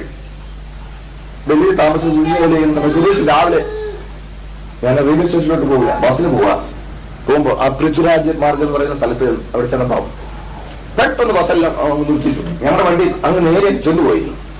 VVIP മൂവ്മെന്റ് ഉണ്ടായിരുന്നു രാവിലെ. അതുകൊണ്ട് ഞങ്ങള് പോലീസ് അങ്ങ് പെട്ടെന്ന് ബ്ലോക്ക് ചെയ്തു. അന്ന് കമലാപതി ത്രിപാഠി റെയിൽവേ മന്ത്രി ആയിരിക്കുന്ന സമയം. കമലാപതി ത്രിപാഠിയാണ്, മരിച്ചുപോയാണ്. VVIP മൂവ്മെന്റ് ഉള്ളതുകൊണ്ട് ഞങ്ങൾ നിർത്തിയാണ് മനസ്സിലാക്കി. ഞാൻ മുമ്പിൽ എത്തിക്കഴിഞ്ഞു. ആ ബസ് ഞങ്ങൾ അങ്ങ് ചെന്നുകൊണ്ട് ഞാൻ എൻ്റെ അടുത്ത് മുമ്പിൽ തന്നെ ഉണ്ട്. പെട്ടെന്ന് ഒരു മോട്ടോർ വന്നു. അവിടെ വന്ന് ഇങ്ങനെ വട്ടം കറങ്ങി. ഞങ്ങൾ ബസ് നിൽക്കുന്ന തൊട്ട് മുമ്പുള്ള ഡിവൈഡറിന്റെ അവിടെ വന്ന് വട്ടം കറങ്ങി. മുമ്പിൽ വണ്ടിയെല്ലാം പോയി, ടൈൽ വണ്ടി എല്ലാം അങ്ങോട്ട് പോയി. കഴിഞ്ഞപ്പോൾ ഒരു വലിയ ഫോറിൻ കാർ വന്ന് അവിടെ വന്ന് നിർത്തി. റോഡ് സൈഡിലോട്ട് മാറ്റി നിർത്തി. അവിടെ ഒരു കുരിയാലയുണ്ട്, ഒരു കൊച്ചൊരു ആ ഫുട്പാത്തിൽ ഒരു കൊച്ചൊരു കുരിയാല പോലെ. കുരിയാല എന്ന് പറഞ്ഞാൽ മനസ്സിലായോ? ഒരു കൊച്ചൊരു അമ്പലം, കൊച്ചമ്പലം, കുട്ടിയമ്പലം. അവിടെ പൂജാരി ഉണ്ട്. എനിക്കറിയാം അവിടെ എല്ലാവരും കൊണ്ടുവന്ന് ഇങ്ങനെ നമസ്കാരം ഇട്ടു പോകുന്നതൊക്കെ. അവിടെ വന്നിട്ട് അവൻ നോക്കുമ്പോ പെട്ടെന്ന് ADCs ഒക്കെ വന്ന് വായന തുറന്നു. അമലാപതി ഒരുപാട് വലിയൊരു മനുഷ്യനോ ഓൾറെഡിയുടെ സൈസും വലിയ ആളിങ്ങോട്ട് ഇറങ്ങി വന്ന് ആ ഫുട്പാത്തിൽ കവന്ന് വീണ് കുമ്പിട്ടു. നാളെ തോന്നി എനിക്ക്. അയാൾ കവിണ് വീട് കുമ്പിട്ടത് അന്നാണ്. അന്ന് പിന്നെ ബസ്സിൽ നിന്നൊക്കെ പറഞ്ഞ അന്ന് റെയിൽവേ ബഡ്ജറ്റ് അവതരിപ്പിക്കുന്ന ദിവസമാണ്, പാർലമെന്റിലോട്ട് പോകുന്നതിന് മുമ്പ്. കാണുന്ന എല്ലാ അമ്പലത്തിലും പോകുന്ന കൂട്ടത്തിൽ ഇവിടെ വന്നു നെടുമ്പോ പവളമായത്തിൽ വീണുപോലെ വീണ് കിടന്ന്. അയാൾ കുമ്പിട്ടു. എന്നാൽ ആ കൂലിയാളികൾക്ക് വ്യാപരിക്കുന്ന വ്യാപാരങ്ങൾ ശക്തികളെയാണ് യേശു ക്രിസ്തുവിന്റെ നാമത്തിൽ ജയിക്കാൻ ദൈവം നമുക്ക് അധികാരം കാത്തിരിക്കും. നിങ്ങൾ എന്റെ കൂടെ ഉണ്ട്. സ്തോത്രം. ദൈവമക്കളെ, ജയിച്ചവന്റെ പേരിൽ തോറ്റവനോട് എതിർത്ത് നിന്നാൽ മതി. അത് നമുക്ക് പ്രതിഫലങ്ങൾക്ക് മുഖാന്തരമാകുകയാണ്. അതുകൊണ്ടാണ് ദൈവം അവനെ അനുവദിച്ചേക്കുന്നത്. നമ്മൾ പേടിക്കുകയല്ല. നീണ്ട ഒരു കയറിൽ അവനെ കെട്ടിയിരിക്കുന്നു എന്റെ കർത്താവ് അനുവദിക്കുന്ന പരിധിയിൽ. മാത്രമല്ല, നമ്മുടെ ആളുകൾ ചിലപ്പോൾ കാണാം പിന്നെ യോഗസ്ഥലത്ത് ചുറ്റും ഓടി നടന്ന് ബ്ലഡ് ഓഫ് ജീസസ് പറഞ്ഞ അവിടെ എല്ലാം സീല് വെക്കുന്നു എന്നൊക്കെ കേൾക്കുന്നുണ്ട്. കേട്ടിട്ടുണ്ടോ? യോഗസ്ഥലത്ത് ഓടി നടന്ന് വീടിന്റെ ചുറ്റും ഓടി നടന്ന് we seal this place with the blood of the Lord. ആരണ്ട് പറഞ്ഞു വന്നേ, ഇനിയും യോഗം കഴിയുന്നവരെ, ഹീലിംഗ് മിനിസ്ട്രി കഴിയുന്നവരെ ആരും ഇറങ്ങാൻ പാടില്ല, ആരെയും കയറ്റാനും പാടില്ല. സീലിട്ടിരിക്കുക, സീല് ബ്രേക്കായി പോകും. പിന്നെ പൊന്നു സഹോദരങ്ങളെ, അങ്ങനെ നമുക്ക് ഇവിടെ പിശാചിനെ ഒഴിച്ചു നിർത്തി ഒരു സീലിംഗുമില്ല. ദേഷ്യായോ? അവൻ സ്വർഗത്തിൽ വരെ കയറി ചെല്ലുന്നുണ്ട്. നിങ്ങളുടെ കൂടെ ഉണ്ടോ? അവൻ സ്വർഗത്തിൽ വരെ ഇല്ല ഇല്ല ഇല്ല. ദൈവോത്രമാർ ദൈവം നിൽക്കാൻ ചെയ്യുന്നു. കൂട്ടത്തിൽ ആര് ചെയ്യുന്നു? പ്രിയ ദൈവമക്കളെ, എന്റെ കർത്താവിന്റെ കൂടെ നടന്ന പത്രോസ് അല്ലേ, ഫിലിപ്പിന്റെ കൈസേരിയിൽ വെച്ച് സംസാരിക്കുമ്പോൾ മത്തായി സുവിശേഷം 16-ാം അധ്യായത്തിലുണ്ടല്ലോ, ഫിലിപ്പിന്റെ കൈസേരിയിൽ സംസാരിക്കുമ്പോൾ താൻ ക്രൂശിക്കപ്പെടാൻ പോകുന്നുള്ള വിവരം കർത്താവ് പറയുമ്പോൾ പത്രോസ് അവനെ മാറ്റി നിർത്തി, ഇതേ നിനക്കത് ഭവിക്കരുതെന്ന് പറഞ്ഞിട്ട് ശാസിക്കാൻ തുടങ്ങി. കർത്താവ് എന്താ പറഞ്ഞു? സാത്താനേ എന്നെ പറ്റി. അപ്പൊ അവനിലൂടെ ആരാ സംസാരിച്ച്? സാത്താൻ. അപ്പൊ കർത്താവിന്റെ കൂടെ നടന്നവനിലും ആര് കയറി? നിങ്ങളെന്റെ കൂടെ ഉണ്ടല്ലോ. അതുകൊണ്ട് നമ്മള് ഇങ്ങനെ ജീവിതം വിട്ടാലൊന്നും നോ ഫിസിക്കൽ ഫെൻസിങ് ഔട്ട്. പിന്നെ അവന് നമ്മളെ തൊടാൻ അനുവാദമില്ല, എന്റെ കർത്താവ് അനുവദിക്കാതെ. വ്യക്തമാവുന്നുണ്ട്? നമ്മുടെ ഹൃദയങ്ങളിൽ അവന്റെ രക്തം തളിക്കപ്പെട്ടിരിക്കുക. നമ്മുടെ ഹൃദയങ്ങളിൽ യേശുവിന്റെ വിലേറിയ രക്തം, നമ്മുടെ മറുവിലായ രക്തം തളിക്കപ്പെട്ടിരിക്കുക. അതുകൊണ്ട് നമ്മുടെ മേൽ സംരക്ഷണമുണ്ട്. നമുക്ക് ആ ജയിച്ചവന്റെ നാമത്തിൽ തോറ്റവനോട് എതിർത്ത് നിന്നാൽ മതി. പറഞ്ഞത് മനസ്സിലായി എന്ന് ഞാൻ വിശ്വസിക്കട്ടെ. അപ്പോൾ ദൈവം അവനെ അനുവദിച്ചിരിക്കുക. അപ്പൊ നമ്മളിപ്പോ ഇനി കെട്ടിയിലൊന്നും പോകുന്നതിനകത്ത് അർത്ഥമില്ല. നമ്മൾ അവന്റെ കെണിയിലകപ്പെടാതെ അവനോട് എതിർത്ത് നിന്നാൽ മതി. പിശാചിനോട് എതിർത്ത് നിർത്തി എന്നാൽ അവൻ നിങ്ങളെ വിട്ട് ഓടിപ്പോകും. നമ്മളവനെ ഭയപ്പെടരുത്. അവൻ തോറ്റ ശത്രുവാണ്. കർത്താവിന്റെ ജയോത്സവം കൊണ്ടാടിയിരിക്കുകയാണ്. അവന്റെ കെണിയിൽ നമ്മൾ അകപ്പെടരുത്. ശത്രുവിന്റെ ബലം നമ്മളെ കീഴ്പ്പെടുത്താൻ ഒരിക്കലും അനുവദിക്കരുത്. എനിക്ക് ആ വിഷയത്തിൽ പിന്നെ മറ്റൊരു ഭാഗത്ത് വരാനായിട്ട് താല്പര്യമുണ്ട്, വരാൻ ആവശ്യമുണ്ട്. സ്തോത്രം. നല്ല വിശദീകരണ ആവശ്യമുണ്ടെങ്കിലും നിങ്ങൾ അനുവദിച്ചു. നമ്മുടെ ശുദ്ധീകരണത്തിനായി കേൾക്കണേ. നമ്മൾ ആദ്യം കണ്ട വാക്യം മറക്കരുത്. സദൃശവാക്യങ്ങളിൽ 16-ാം അധ്യായത്തിലെ വാക്യം കണ്ടാണ് 4-ാം വാക്യം. യഹോവ സകലത്തെ തന്റെ ഉദ്ദേശത്തിനായി ഉണ്ടാക്കിയിരിക്കുന്നു, അനർത്ഥ ദിവസത്തിനായി സൃഷ്ടിനെയും കൂടെ. ഓർക്കുന്നില്ലേ സദൃശവാക്യം? ആ വാക്യം വീട് നിന്നൊന്ന് വായിച്ചേ.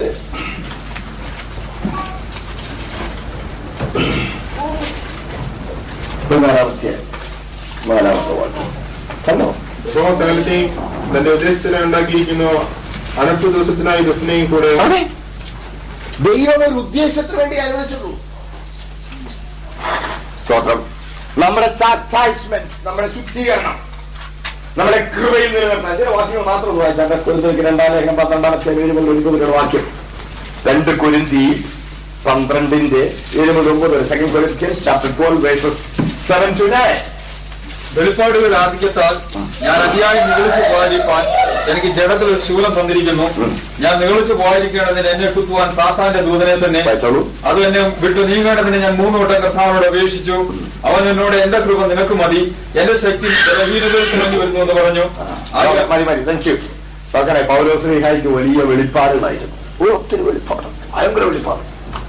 ഈ വെളിപ്പാടുകളുടെ ആധിക്യം കൊണ്ട് നിഗളിച്ചു പോകാതിരിക്കേണ്ടതിന് സ്തോത്രം. ഈ ഇടത്തിലൊരു ആരെയാ കുത്തുവാൻ സാത്താന്റെ ദൈവം അനുവദിച്ചു. ഇപ്പോൾ പൗലോസ് ശ്ലീഹ വലിയ വെളിപ്പാടുകളും ശുശ്രൂഷകളും ഒക്കെ നിർവഹിക്കുമ്പോൾ കൃപയിൽ നിലനിൽക്കേണ്ടതിന്, നിഗളിച്ചു പോകാതിരിക്കേണ്ടതിന് സാത്താന്റെ ദൂതനെ കുത്താൻ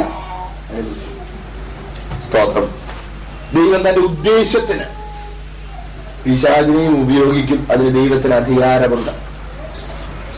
അപ്പോൾ ദൈവം ഒരു ഉദ്ദേശത്തിനാണ് അവൻ സ്വയമായി പാപത്തേക്ക് വീണപ്പോൾ അതിനെ ഫിസിക്കലായിട്ട് തടയാഞ്ഞത്. ദൈവം അത് അനുവദിച്ചു. ഇത്രയും കാര്യങ്ങൾ നിങ്ങൾക്ക് മനസ്സിലായി എന്ന് ഞാൻ വിശ്വസിക്കുന്നു. ഏത് കാര്യമായാലും ദൈവത്തിന്റെ ഉദ്ദേശത്തോടു കൂടിയാണ് ചെയ്യുന്നത്. ദൈവം അനാദിയിലെ നിർണയത്തിന്റെ നിവൃത്തീകരണത്തിന്റെ ഒരു ചുവടായിരുന്നു ലൂസിഫറിന്റെ മത്സരം. സ്തോത്രം. അവൻ വന്ന് ആദം ഹവ്വാരെ വഞ്ചിക്കുവാൻ താല്പര്യപ്പെടുമ്പോൾ അവനെ തടയാഞ്ഞതും ദൈവത്തിന്റെ മുൻ അറിവിൻ പ്രകാരമാണ്. അത് നമ്മുടെ നന്മയ്ക്ക് വേണ്ടിയാണ്. സ്തോത്രം. പാപത്തിലായി സ്വയം ഉയരാൻ ശ്രമിക്കുമ്പോൾ, ദൈവത്തെ കൂടാതെ തന്നെ ഒരു സാമ്രാജ്യം ഉണ്ടാക്കാൻ ശ്രമിക്കുമ്പോൾ, സ്തോത്രം, എന്താണ് വരാൻ പോകുന്നത് എന്നുള്ളത് വ്യക്തമായി ലൂസിഫറിന്റെ ജീവിതത്തിൽ നിന്ന് കാണാമായിരുന്നു. അതും കൂടാതെ സ്വന്തം അനുഭവത്തിൽ നിന്ന് മനുഷ്യൻ പഠിക്കാൻ ദൈവം ഏദനിലെ പാപം അനുവദിച്ചു. സ്തോത്രം. പാപം ചെയ്തു കഴിഞ്ഞ് ദൈവം അവരെ സൃഷ്ടിച്ചതും അവരെ നിയമിച്ചതും ദൈവവുമായുള്ള കൂട്ടായ്മയ്ക്കാണെന്ന് അവർക്ക് നേരത്തെ മനസ്സിലായി. എന്നും വെയിലാറുമ്പോൾ ഏതെങ്കിലും ദൈവം എഴുന്നള്ളി വരികയും ആദം ഹവ്വാർ ദൈവവുമായുള്ള വ്യക്തിപരമായ കൂട്ടായ്മ അനുഭവിക്കുകയും ചെയ്തുകൊണ്ടിരുന്നവരാണ്. അങ്ങനെ ഇരിക്കുമ്പോൾ തന്നെ ഇവരൊരു പാപം ചെയ്ത് തെറ്റ് ചെയ്തു, ദൈവത്തിന്റെ കൽപ്പന ലംഘിച്ചപ്പോൾ പെട്ടെന്ന് ഇവരെ ചുറ്റിയിരുന്ന തേജസ് നഷ്ടപ്പെടുക. വസ്ത്രം ധരിക്കുന്ന പോലെ പ്രകാശം ഇവർ ധരിച്ചിരുന്നു. 102-ാം സങ്കീർത്തനം 4-ാമത്തെ വാക്യത്തിൽ, 104-ാം സങ്കീർത്തനം 2-ാം വാക്യത്തിൽ നമ്മൾ വായിക്കും. 104-ാം സങ്കീർത്തനം 2-ാം വാക്യം. വസ്ത്രം ധരിക്കുമ്പോൾ നീ പ്രകാശം ധരിക്കുന്നു. കേട്ടോ, നോക്കണേ. മതി. ദൈവം വസ്ത്രം ധരിക്കുന്ന പോലെ പ്രകാശത്തെ ധരിച്ചിരിക്കുക. പ്രകാശം അണിഞ്ഞവനാണ് കർത്താവ്. അതേ സ്വരൂപത്തിലും സാദൃശ്യത്തിലുമാണ് മനുഷ്യനെ സൃഷ്ടിച്ചത്. പാപം ചെയ്തപ്പോൾ ആ പ്രകാശം മനുഷ്യന്റെ വിട്ടുപോയി.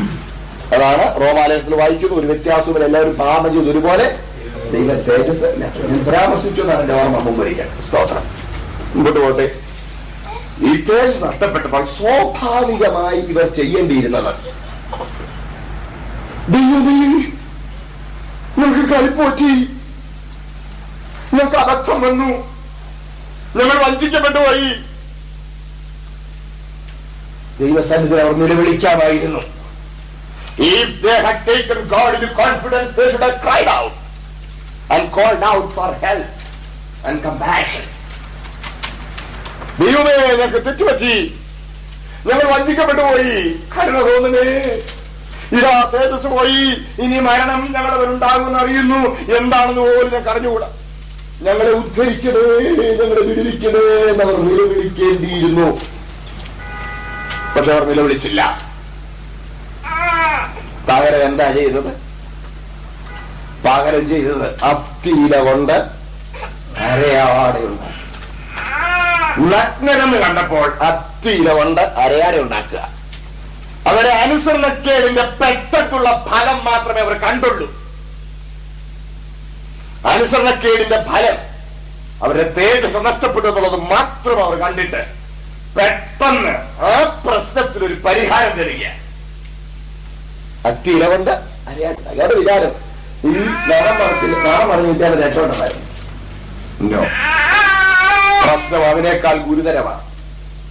നമ്മളും പ്രിയപ്പെട്ടവരെ പാപത്തിന്റെ ഫലമായി ജീവിതത്തിലുണ്ടായിരിക്കുന്ന പ്രശ്നങ്ങൾ എങ്ങനെയെങ്കിലും പരിഹരിച്ച് കിട്ടിയത് കൊണ്ട് പാപപരിഹാരമാകില്ല. കേൾക്കുന്നുണ്ട്? പലപ്പോഴും ആളുകൾ ദൈവസന്നിധിയിൽ വരുന്നത് പാപത്തിന്റെ ഫലമായുണ്ടായ ജീവിതത്തിന്റെ വല്ലായ്മകളിൽ നിന്ന് രക്ഷ പ്രാപിക്കാനാണ്. വെൽക്കം, അങ്ങനെയുള്ളവർക്ക് സ്വാഗതം. ദൈവം അങ്ങനെയുള്ളവരെ വിടുവിക്കും തീർച്ചയായിട്ടും. പാപത്തിന് ഫലമായുണ്ടായ രോഗമോ, പാപത്തിന് ഫലമായുണ്ടായ അസ്വസ്ഥതയോ, അല്ലെങ്കിൽ സമാധാനമില്ലായ്മയോ, ഇതൊക്കെയാണ് പലപ്പോഴും ആളുകളെ ദൈവത്തിലേക്ക് അടുപ്പിക്കുന്നത്. അങ്ങനെയുള്ളവർക്ക് ദൈവസന്നിധിയിലേക്ക് സ്വാഗതം. പക്ഷേ ആ രോഗം സൗഖ്യമായതുകൊണ്ടും ആ അസമാധാനത്തിൽ നിന്ന് വിടുതൽ കിട്ടിയതുകൊണ്ടും അങ്ങനെയുണ്ടായ പ്രശ്നം താൽക്കാലികമായോ സ്ഥിരമായോ തന്നെ പരിഹരിക്കപ്പെട്ടതുകൊണ്ടും യഥാർത്ഥ പ്രശ്നം മാറുന്നില്ല. മനുഷ്യന്റെ പ്രശ്നം ദാരിദ്ര്യമല്ല, മനുഷ്യന്റെ പ്രശ്നം രോഗമല്ല, മനുഷ്യന്റെ പ്രശ്നം പാപമാണ്. പാപത്തിന്റെ യഥാർത്ഥ ഫലം ഇവിടുത്തെ രോഗമല്ല, നിത്യ നരകമാണ്. സ്തോത്രം. അതുകൊണ്ട് പെട്ടെന്ന് വല്ല അരയാടെ ഉണ്ടാക്കി നാണം മറച്ചതുകൊണ്ട് കാര്യമായില്ല. ഞാൻ വിശദീകരിച്ച് മുമ്പോട്ട് പോയിക്കോട്ടെ. പെട്ടെന്ന് അത്തിയിലുകൊണ്ട് അരയാടെ ഉണ്ടാക്കി. അതിനൊക്കെ യഹൂദന്മാരുടെ ഐതിഹ്യങ്ങളുണ്ട്, മിത്തോളജീസ് ഉണ്ട്. വേദപുസ്തകവുമായി ചേരുന്നതൊക്കെ നമുക്ക് എടുക്കാം. കാര്യങ്ങൾ മനസ്സിലാക്കിയിട്ടാണ് അത് സഹായകരമായിരിക്കും. അവരുടെ ഇടയിലുള്ള ഐതിഹ്യം അനുസരിച്ച് അത്തിയിലുകൊണ്ട് അരയാടെയൊക്കെ ഉണ്ടാക്കി ദിവസത്തിന് ഏത് സമയത്താണ് ഇത് പറിച്ച് നിന്നുള്ളത് അവിടെയുള്ള ഐതിഹ്യം അതിരാവിലെ ഏർലി മോർണിംഗ് ബ്രേക്ക്ഫാസ്റ്റ് ആയിട്ട് അതിൽ കഴിച്ചതാണ്. കാര്യം വെയിലുദിച്ചപ്പോൾ ഈ അത്തിയിലൊക്കെ അങ്ങ് ചുരുട്ടുപോയതാണ്. അപ്പോൾ ഇവർ അത്തിയുടെ കീഴിൽ ഇരുന്ന് വൈകുന്നത് വരെ ഈ അരയാടെ റിപ്പയർ ചെയ്യാറുണ്ടെന്നാണ് അവരുടെ ഐതിഹ്യം. നോക്കണേ, അതുകൊണ്ട് ആ ദൈവം വന്നപ്പോ അവന്റെ മുമ്പ് നിൽക്കാൻ ഇവർക്ക് കഴിഞ്ഞില്ല. നഗ്നതയാ. വെയിലുദിച്ചു പൊങ്ങിയപ്പോ അരയാട ഒരു ഇര അങ്ങോട്ട് വരല് ഇങ്ങോട്ട് ചുരുണ്ടോ ആകെ പ്രശ്നമായി. വൈകുന്നത് വരെ അവരെ അത്തിയിലയുടെ അരയാട റിപ്പയർ ചെയ്യായിരുന്നു, പാച്ച് വർക്കായിരുന്നു.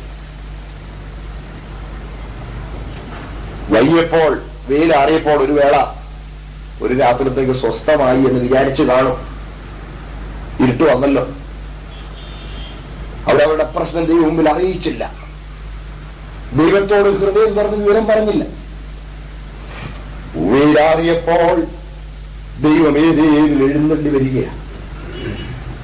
കേൾക്കണേ, അതുവരെയും ദൈവം അവരെ നോക്കിക്കൊണ്ടിരിക്കുക. എല്ലാം കാണുന്ന ദൈവം അവരെ നോക്കിക്കൊണ്ടിരിക്കുക. കർത്താവിന്റെ ഹൃദയത്തിലെ ചിന്ത,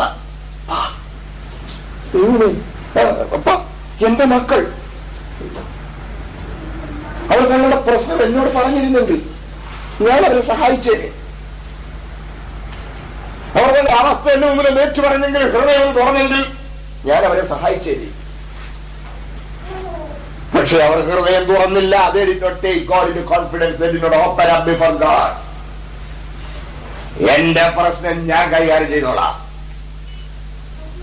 ദൈവമേ, leave us alone. You mind your business. We will take care of ourselves. പാപത്തിന്റെ ലജ്ജ കയ്യട പ്രവൃത്തി കൊണ്ട് മറയ്ക്കാൻ അവർ പരിശ്രമിക്കുക. മനസ്സിലായോ? വൈകുന്നതോരെയും അവരെ നോക്കിക്കൊണ്ടുവന്ന ദൈവം. വൈകിട്ട് വെയിലാറിയപ്പോൾ ഇവരൊരു ദീർഘശ്വാസമൊക്കെ വിട്ട് ഒരു രാത്രിയിലത്തേക്ക് സ്വൈര്യമായല്ലോ എന്ന് വിചാരിച്ചപ്പോഴായിരിക്കും ഏതിലേക്ക് എഴുന്നള്ളി വരിക. God did not leave them to their tragic fate. കണ്ടോ, സ്നേഹം കണ്ടോ? ലൂസിഫറും കൂട്ടരും ഒരു തെറ്റ് ചെയ്തപ്പോൾ അടിച്ചു പുറത്താക്കി. ആദമുഹവ്വയും രാവിലെ തന്നെ പാപം ചെയ്തിട്ടും അവനെ പുറത്താക്കിയില്ല. They continued in the paradise all through the day. അവർ തങ്ങളുടെ മത്സരം കൊണ്ട് ആ ഒരു പകൽ മുഴുവൻ അവിടെ തുടരുക. പിന്നെ ഇത് അവരെ പുറത്താക്കിയല്ല, ഏതിലേക്ക് അവൻ എഴുന്നള്ളി വരിക. സ്തോത്രം. രണ്ട് ഊരന്മാരെ അടിച്ച് പുറത്താക്കിയ പോലെ അതല്ല. ആത്മാവായ ദൈവത്തിന് ഒരു നിമിഷം കൊണ്ട് മുമ്പിൽ ഒന്നിങ്ങനെ ഇരിക്കാം, പ്രത്യക്ഷപ്പെടാം. പക്ഷെ ദൈവം അത് ചെയ്തില്ല. ആളത്വം പൂണ്ട് കാലുകൊണ്ടാഞ്ഞ് ചവിട്ടി ശബ്ദം കേൾപ്പിച്ച് നടന്നെടുക്കുക. To provide them a chance to react as they like in his presence. They were given free choice. ദൈവത്തിന്റെ സാന്നിധ്യത്തിൽ എങ്ങനെ വേണമെങ്കിലും പെരുമാറാനുള്ള സ്വാതന്ത്ര്യം അവർക്ക് കൊടുക്കുക. അവർക്ക് നിലവിളിക്കാം, ദൈവമേ ഞങ്ങൾ അബദ്ധം വന്നു, ഞങ്ങൾക്ക് തെറ്റുപറ്റി, ക്ഷമിക്കണം, ഞങ്ങൾ ലജ്ജിക്കുന്നു, അങ്ങനെ വരരുതേ, പ്ലീസ്. നിലവിളിക്കാം, അല്ലോ ഓടി വിളിക്കാം.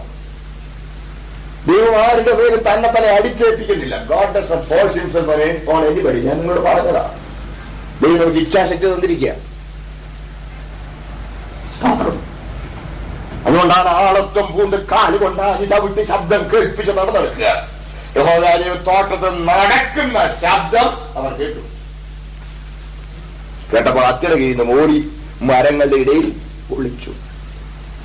പക്ഷെ കർത്താവിനെ വിട്ടില്ല. മനുഷ്യ നീ എവിടെ? ഇവിടെ ഉണ്ട്. എവിടെ? മരങ്ങളുടെ ഇടയിൽ. എന്ത് പറ്റി? നഗ്നനാ നിന്നോട് ആര് പറഞ്ഞു? മറുപടിയില്ല. തിന്നരുതെന്ന് പറഞ്ഞു വീഴുന്നോ? തിന്നല്ല മറുപടി. നീ എന്നോട് വിളിക്കാൻ വന്ന ഈ സ്ത്രീ തന്നു, ഞാൻ തിന്നു. കണ്ടു? സ്വന്തം അസ്ഥി നസ്തി മാംസത്തിൽ മാംസമോ എന്ന് പറഞ്ഞ് കണ്ടപ്പോഴേ സ്വീകരിച്ചു. നാടകത്തിനെ വരുത്തി ഹൗവായെ സൃഷ്ടിച്ചു കഴിഞ്ഞപ്പം അതാമേ മോനെ ഇയാളിനെ കണ്ട് നിന്റെ അസ്ഥിയിൽ നിന്ന് എടുത്ത ഈ അക്സെപ്റ്റ് ചെയ്യാറെന്നൊന്നും പറഞ്ഞ് പരിചയപ്പെടുത്തി കൊടുക്കേണ്ടതായിട്ടൊന്നും വന്നില്ല. കണ്ടപ്പോഴേ സ്വന്തമാണ് പറഞ്ഞ് സ്വീകരിച്ച ആളാ. ഇപ്പോൾ തള്ളി പറഞ്ഞു. നമുക്ക് ആ രംഗമൊക്കെ അറിയാം. യഹോവയായ ദൈവം ഒരാടിനെ അവിടെ യാഗമാക്കി ആടിന്റെ തോൽ കൊണ്ട് അവരെ ഉടുപ്പിച്ചു. അതാണ് ലോകസ്ഥാപനം മുതൽ അറുക്കപ്പെട്ട ദൈവവും. കണ്ടോ മനുഷ്യന്റെ സ്വഭാവം? കണ്ടോ? എന്റെ പ്രശ്നം ഞാൻ കൈകാര്യം ചെയ്യണം. പാപത്തിന്റെ ലജ്ജ മറയ്ക്കാൻ കൈകൊണ്ട് പരിശ്രമം കഴിക്കുന്നത് അവിടെ തുടങ്ങിയത്. പാപത്തിന്റെ ലജ്ജ മറയ്ക്കാൻ കൈകൊണ്ട് പരിശ്രമം കഴിക്കുക. മനസ്സിലായല്ലോ? ലോകം മുഴുവൻ നോക്കിയാൽ ഇന്ന് മനുഷ്യൻ ചെയ്യുന്ന ഇതാ. പാപത്തിന്റെ ലജ്ജ മറയ്ക്കാൻ കൈകൊണ്ടുള്ള പരിശ്രമം, തീർത്ഥാടനം, സൽക്കർമ്മങ്ങൾ, കൂദാശകൾ, പാരമ്പര്യങ്ങൾ, പിന്നെ എന്തൊക്കെയാ, സ്വയത്യാഗം, ശരീരപീഡനം, സെറിമോണിയൽ അബ്ലൂഷൻസ്, സോ മെനി റിച്വൽസ്. മനുഷ്യനിഷ്ടം പോലെ കർമ്മങ്ങളിൽ എങ്ങനെങ്കിലും പാപത്തിന്റെ ലജ്ജ മറയ്ക്കാൻ പരിശ്രമിക്കുക. ക്രൈസ്തവ സമൂഹവും കാര്യമായിട്ടൊന്നും അതൊന്നും ഇതിലല്ല. സഹോദരങ്ങളെ, ഞാൻ വർക്കിന്റെ ഒരു സുവിശേഷനായിരുന്നു. ഞാൻ എന്റെ കണ്ണുകൊണ്ട് കണ്ടിട്ടുള്ള കാര്യം പറഞ്ഞാൽ നിങ്ങൾ വിശ്വസിക്കുകയില്ല. അതുപോലെയുള്ള കാര്യങ്ങൾ എന്റെ ഈ നാട്ടുകാർ, ഇവിടുത്തെ ഇന്ത്യക്കാരല്ല, ഇന്ത്യക്കാർ ചെയ്യുന്നത് ഞാൻ കണ്ടിട്ടുണ്ട്. സങ്കടകരമായ കാര്യം. വാട്ട് കരഞ്ഞിട്ടുണ്ട് ഞാൻ. ഒരിക്കലും ഒരാള് ശരീരം മുഴുവൻ അടിച്ചു പൊട്ടിച്ച് ചോരപ്പായി കുട്ടി മുട്ടി വലിയ ഭയങ്കര ആഘോഷം. എല്ലാം കഴിഞ്ഞു, അവിടുത്തെ കർമ്മങ്ങളെല്ലാം കഴിഞ്ഞ് അവർ ആൽത്തറയിലിരിക്കുക. അവരോട് ചോദിച്ചു,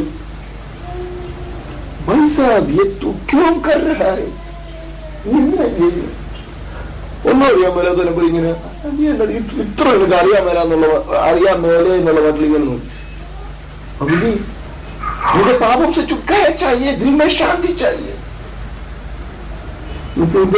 നമ്മൾ പാപത്തിൽ നിന്ന് മോചനം വേണം, മനസ്സിന് സമാധാനം വേണം. ഇത്ര സാൽസയാക്കാം. എത്ര നാളായിട്ട്? കൈ സാധനം ഒത്തിരി വർഷങ്ങളായിട്ട് ചെയ്തുകൊണ്ടിരിക്കുക, ഒത്തിരി വർഷങ്ങളായിട്ട് സ്ഥിരം ചെയ്യുക.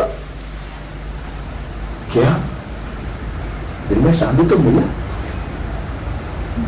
ചെറിയൊരു സമാധാനമൊക്കെ കിട്ടിയോ?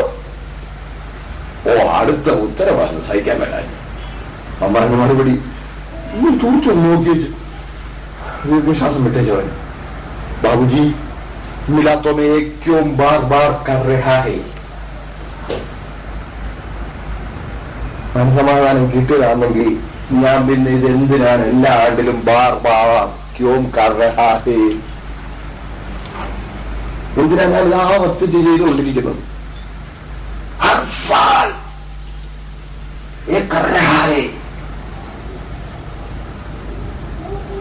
ഫലമൊന്നുമില്ല. എന്റെ സഹോദരങ്ങളെ, പാരമ്പര്യമായ എന്തെങ്കിലും ആചാരാനുഷ്ഠാനങ്ങളിലും സൽക്കർമ്മങ്ങളിലും കൂദാശകളിലും കർമ്മങ്ങളിലും കൈകൊണ്ടുള്ള പ്രവൃത്തി കൊണ്ട് പാപരിഹാരം നേടാമെന്ന് വിചാരിച്ചു. നമ്മളാരെങ്കിലും വിപരശ്രമം കഴിക്കുന്നെങ്കിൽ നമുക്ക് അവിടെ തെറ്റി. ഇതേതില്ല തുടങ്ങിയതാ, കേൾക്കണേ, ഇതേതില്ല തുടങ്ങിയതാ. മനുഷ്യൻ തന്നെത്താൻ താഴ്ത്തിയില്ല, ഒന്നിനെയുമില്ല, കുറ്റമായിട്ട് പറഞ്ഞില്ല, തെറ്റ് സമ്മതിച്ചില്ല. സ്തോത്രം. എങ്കിലും ദൈവം അവനെ തള്ളിക്കളയാതെ അവനെ തോൽ കൊണ്ടുടിപ്പുണ്ടാക്കി അവന് കൊടുത്തു. അവിടുന്ന് തുടങ്ങിയാണല്ലോ ഞാൻ ചെയ്തോളാമെന്നുള്ള വട്ടം. ദൈവത്തിന് മുമ്പിൽ വിനയപ്പെടാൻ അവർക്ക് മനസ്സിലായിരുന്നു. They did not take God into confidence. ആ ബന്ധം പുനഃസ്ഥാപിക്കപ്പെടുവാൻ അവർ തങ്ങളെ സമ്പൂർണ്ണമായി വിനയപ്പെടുത്തി ഏൽപ്പിച്ചില്ല. അതാണ് നാം തിരുവെഴുത്ത് പിന്നെ വായിക്കുന്നു, ആദാമിനെ പോലെ ലംഘനം ഹൃദയത്തിൽ മറച്ചു വെച്ചു. അവൻ ലംഘനം ഹൃദയത്തിൽ മറച്ചു വെക്കുക, വീട്ടു പറഞ്ഞില്ല. സ്തോത്രം. ഇത് മനുഷ്യ സ്വഭാവമാണ്. ദൈവം പിന്നെയും കാലം കുറെ കൂടെ അനുവദിച്ചു. എന്റെ കൂടെ വരണേ. മനുഷ്യൻ ഇതുവരെ തുടരുക. പാപത്തിൽ നിന്ന് പാപം, മത്സരത്തിൽ നിന്ന് മത്സരം, മത്സരത്തിൽ മനുഷ്യക്കുലം മുഴുവൻ തുടരുക. സ്തോത്രം. ദൈവം ഇടപെട്ടുകൊണ്ടേയിരുന്നു. ഹാബേലിനും കായലിലും ഇത് നമ്മൾ കാണുന്നത്. അതായത് നോക്കണേ, പാപപരിഹാരത്തിനുള്ള കാര്യം ആദം ഹവ്വാമാരിലൂടെ ഹാബേലും കായലിനും കേട്ടതായിരിക്കും. അവര് പറഞ്ഞാണ് ഇവരെ പുറത്താക്കിയല്ലോ, മുഖത്തറിയപ്പെടെ അപ്പം ഭക്ഷിക്കാന്നൊക്കെ പറഞ്ഞവരെ പുറത്താക്കിയാണല്ലോ. പുറത്താക്കി കഴിഞ്ഞപ്പോ ഏതായാലും മക്കളോട് പറഞ്ഞാണ്, മക്കളെ നമ്മളിങ്ങനെ നല്ലായിരുന്നു. ആദാ പറഞ്ഞോളും, മക്കളെ നിങ്ങളുടെ അമ്മയുടെ സൗന്ദര്യം എന്തായിരുന്നു? ഇപ്പൊ അമ്മ പറയും, ഇവിടെ അപ്പായുടെ സൗന്ദര്യം എന്തായിരുന്നു? തേജസ്സായിരുന്നു. ഈ വസ്ത്രമൊന്നുമല്ല, തേജസ് വസ്ത്രമായിരുന്നു. നമ്മൾ ഏതിലായിരുന്നു? ഈ കാര്യമൊക്കെ പറഞ്ഞു. ആദ്യം തേജസ്സൊക്കെ പോയി. മരണത്തിലെ അടുത്ത പണികൾ നമ്മുടെ മേൽ വരാതിരിക്കാൻ ആയിരുന്നിരിക്കണം. അവിടെ ആട് കൊല്ലപ്പെട്ടു. ആടിനെ തോന്നുകൊണ്ടാണ് നമുക്ക് നാമം വന്നിരിക്കുന്നത്. ഇപ്പോൾ പാപപരിഹാരത്തിനായി കൊല്ലപ്പെടുന്ന ആടിനെ കുറിച്ച് വ്യക്തമായി അവർക്ക് ചിത്രം കിട്ടി. നമുക്കറിയാവുന്ന വെളിപ്പാട് പുസ്തകത്തിനെ കുറിച്ച് പറഞ്ഞിട്ടുണ്ട്. ലോകസ്ഥാപനം മുതൽ അവർക്ക് 13-ാം അധ്യായത്തിന്റെ 8-ാമത്തെ വാക്യം വായിച്ചത്. ലോകസ്ഥാപനം മുതൽ അറുക്കപ്പെട്ട കുഞ്ഞാടിന്റെ ജീവപുസ്തകത്തിൽ ലോകസ്ഥാപനം മുതൽ അറുക്കപ്പെട്ട കുഞ്ഞാട്. കർത്താവ് 1 മുതൽ അറുക്കപ്പെടുന്നതിന്റെ നിഴൽ നമുക്ക് നമ്മുടെ മുമ്പിൽ ചിത്രീകരിച്ചിട്ടുണ്ട്. നീരൊക്കെ പറഞ്ഞു കൊടുത്തു. സ്തോത്രം. അതുകൊണ്ടാണ് ഹാബേൽ വന്നപ്പോ അവന്റെ മനസ്സിലൊരു ചെറിയൊരു ചിത്രം, ചെറിയൊരു വെളിച്ചം. ഒരാട്ടിൻ കൂട്ടത്തിൽ നിന്നുള്ള മേധസ് കൊണ്ടിരുന്നു. മനസ്സിലായല്ലോ? സ്തോത്രം. ഇപ്പൊ പുസ്തകങ്ങൾ വായിക്കും.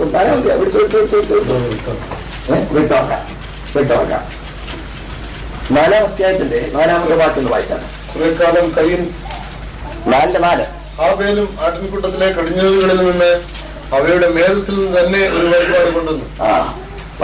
യഹോവ ഹാബേലിലും അവന്റെ വഴിപാടിലും പ്രസാദിച്ചു, കയ്യിലും അവന്റെ വഴിപാടിലും പ്രസാദിച്ചില്ല. മതിയല്ലോ. ഹാബേൽ ആട്ടിൻകൂട്ടത്തിലെ കടിഞ്ഞൂലുകളിൽ നിന്ന്, അതിന്റെ മേധസ്സിൽ നിന്ന് തന്നെ. അവിടെ ആ മേധസ്സിൽ നിന്ന് തന്നെ ഒരു പരാമർശമുള്ളത് കൊണ്ട് തിയോളജിൻസ് പറയുന്നത് അവൻ അതിനെ യാഗമായി രക്തച്ചൊരിച്ചിലൂടെ അർപ്പിച്ചു. മേധസ്സാണ് അർപ്പിക്കപ്പെട്ടത്.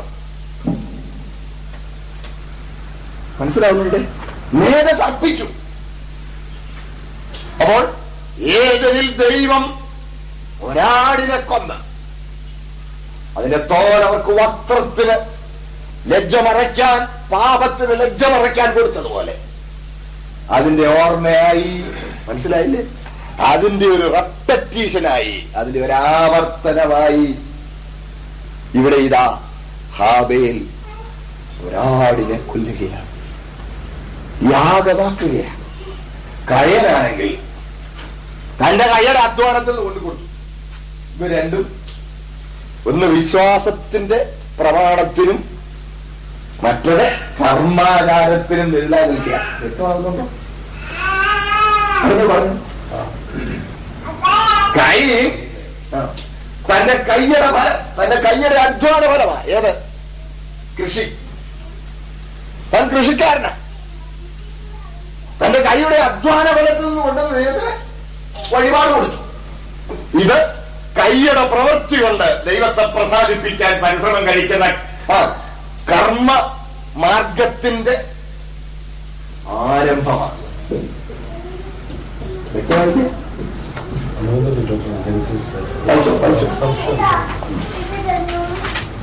മൂന്നിന്റെ യഹോവയായ ദൈവം അത് വെറും അസംഷനാണെന്നോ?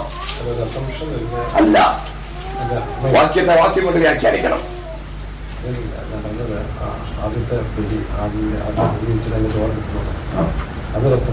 അല്ല, നമ്മൾ വായിച്ചില്ലേ വെളിപ്പാട് 13:8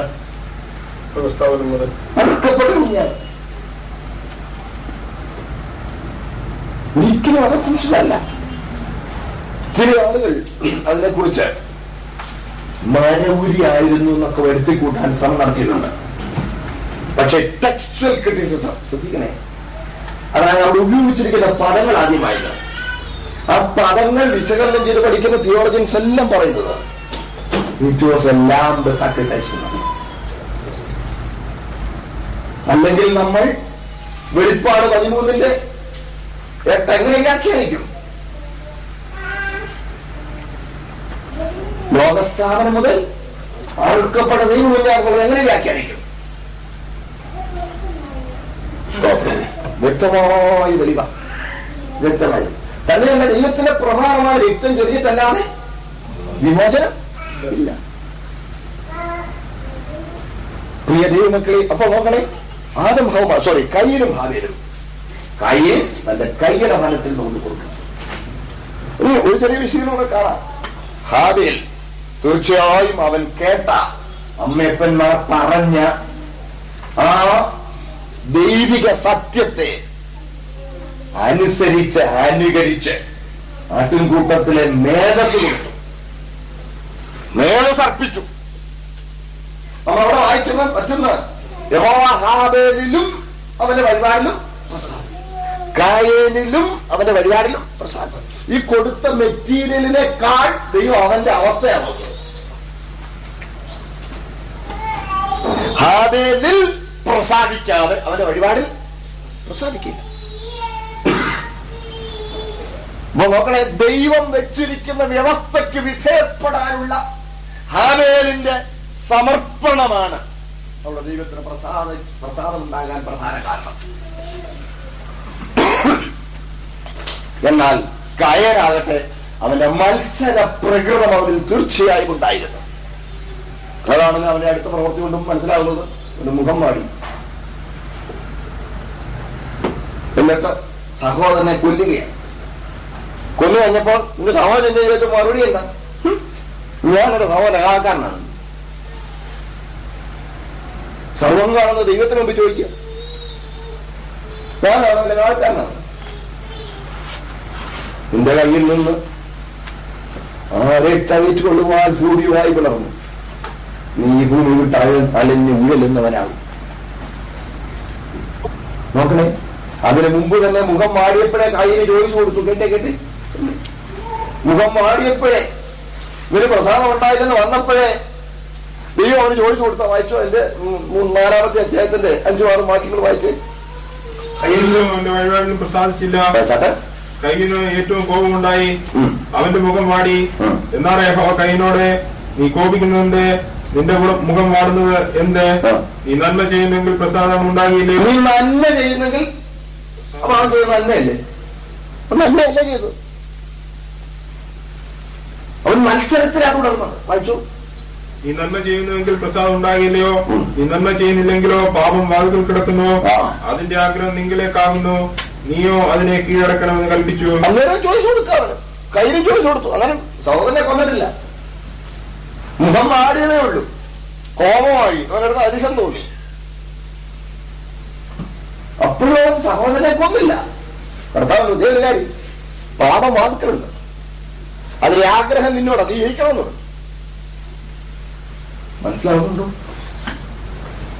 കീഴ്പ്പെടാൻ, വിധേയപ്പെടാൻ, അനിയൻ കാണിച്ച മാതൃകയിലേക്ക് മടങ്ങാൻ കയ്യിനപ്പോഴും ചോയ്സുണ്ട്. പക്ഷെ അവൻ അനുസരിച്ചില്ല, അവൻ കീഴ്പ്പെട്ടില്ല. അർപ്പിക്കുന്ന വസ്തുവിലല്ലല്ലോ പ്രശ്നം. വസ്തു പ്രധാനമാണ്, വസ്തു പ്രധാനമാണ്. അവിടെ ഹൃദയമല്ല. അതെ, അതാണ് പ്രധാനം. പക്ഷെ ആ ഹൃദയത്തിൽ നിന്ന് ഉയരുന്നതാണ് വസ്തു.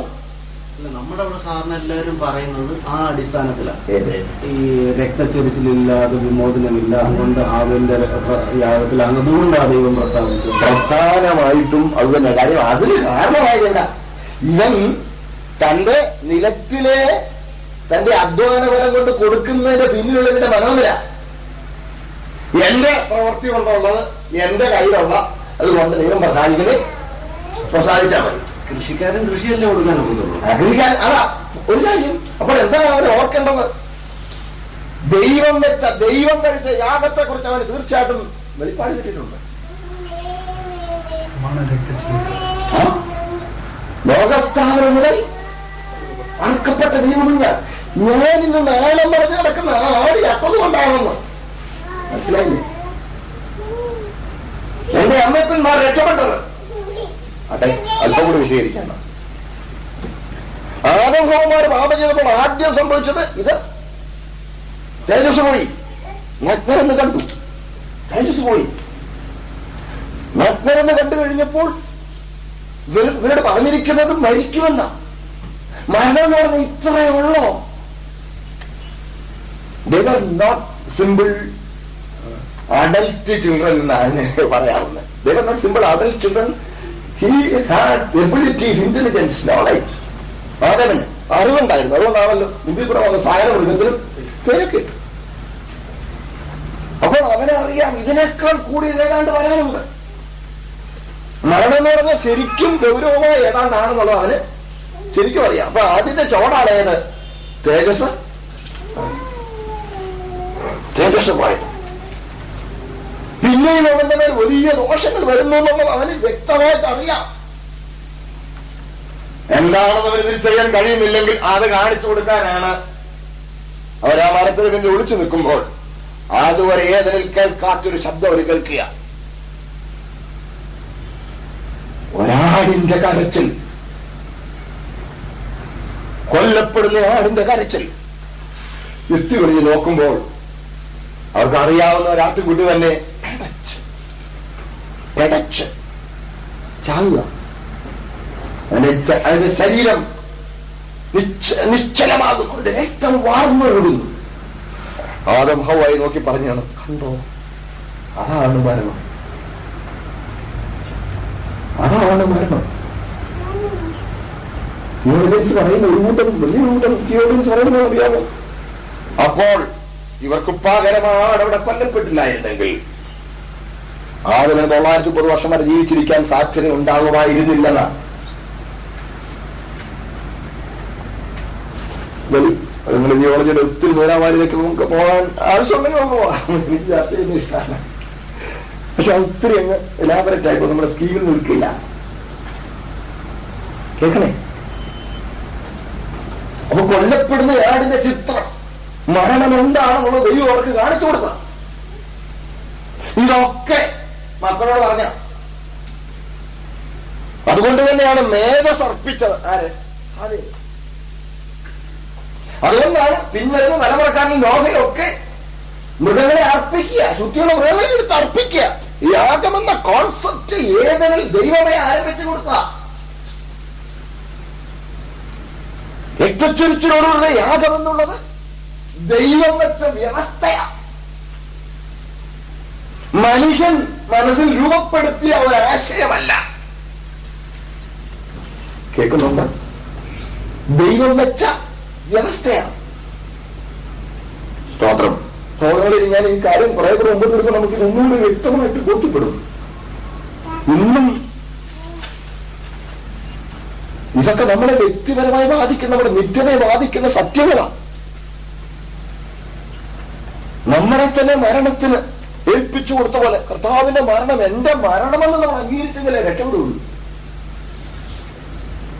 ചുമ്മാ രോഗം സൗഖ്യമാണ് ഞാൻ കർത്താവിനെ പിന്തുടരുന്നു. കേൾക്കുന്നുണ്ട്? അനുഗ്രഹം കിട്ടാൻ മുങ്ങിയേക്കാം, കാര്യം നടക്കില്ല. നിങ്ങളുടെ കേട്ടവരുണ്ടോ? മരണത്തിൽ ഏൽപ്പിക്കപ്പെടണം. ആ മരണത്തിൽ പങ്കാളിയാകണം. അതിൽ കുറഞ്ഞ ഒന്നും കൊണ്ട് നിത്യജീവനെ ഓടിക്കാനാവുകയില്ല. മരിച്ചവൻ മാത്രമേ പാപത്തിന് മോചനം.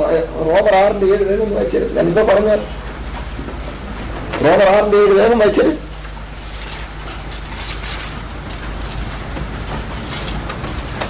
അങ്ങനെ മരിച്ചവൻ പാപത്തിൽ നിന്ന് മോചനം പ്രാപിച്ചിരിക്കുന്നു. കേട്ടോ, ആരാ മോചനം പ്രാപിക്കുന്നത്? ആരാ? മരിച്ചവൻ.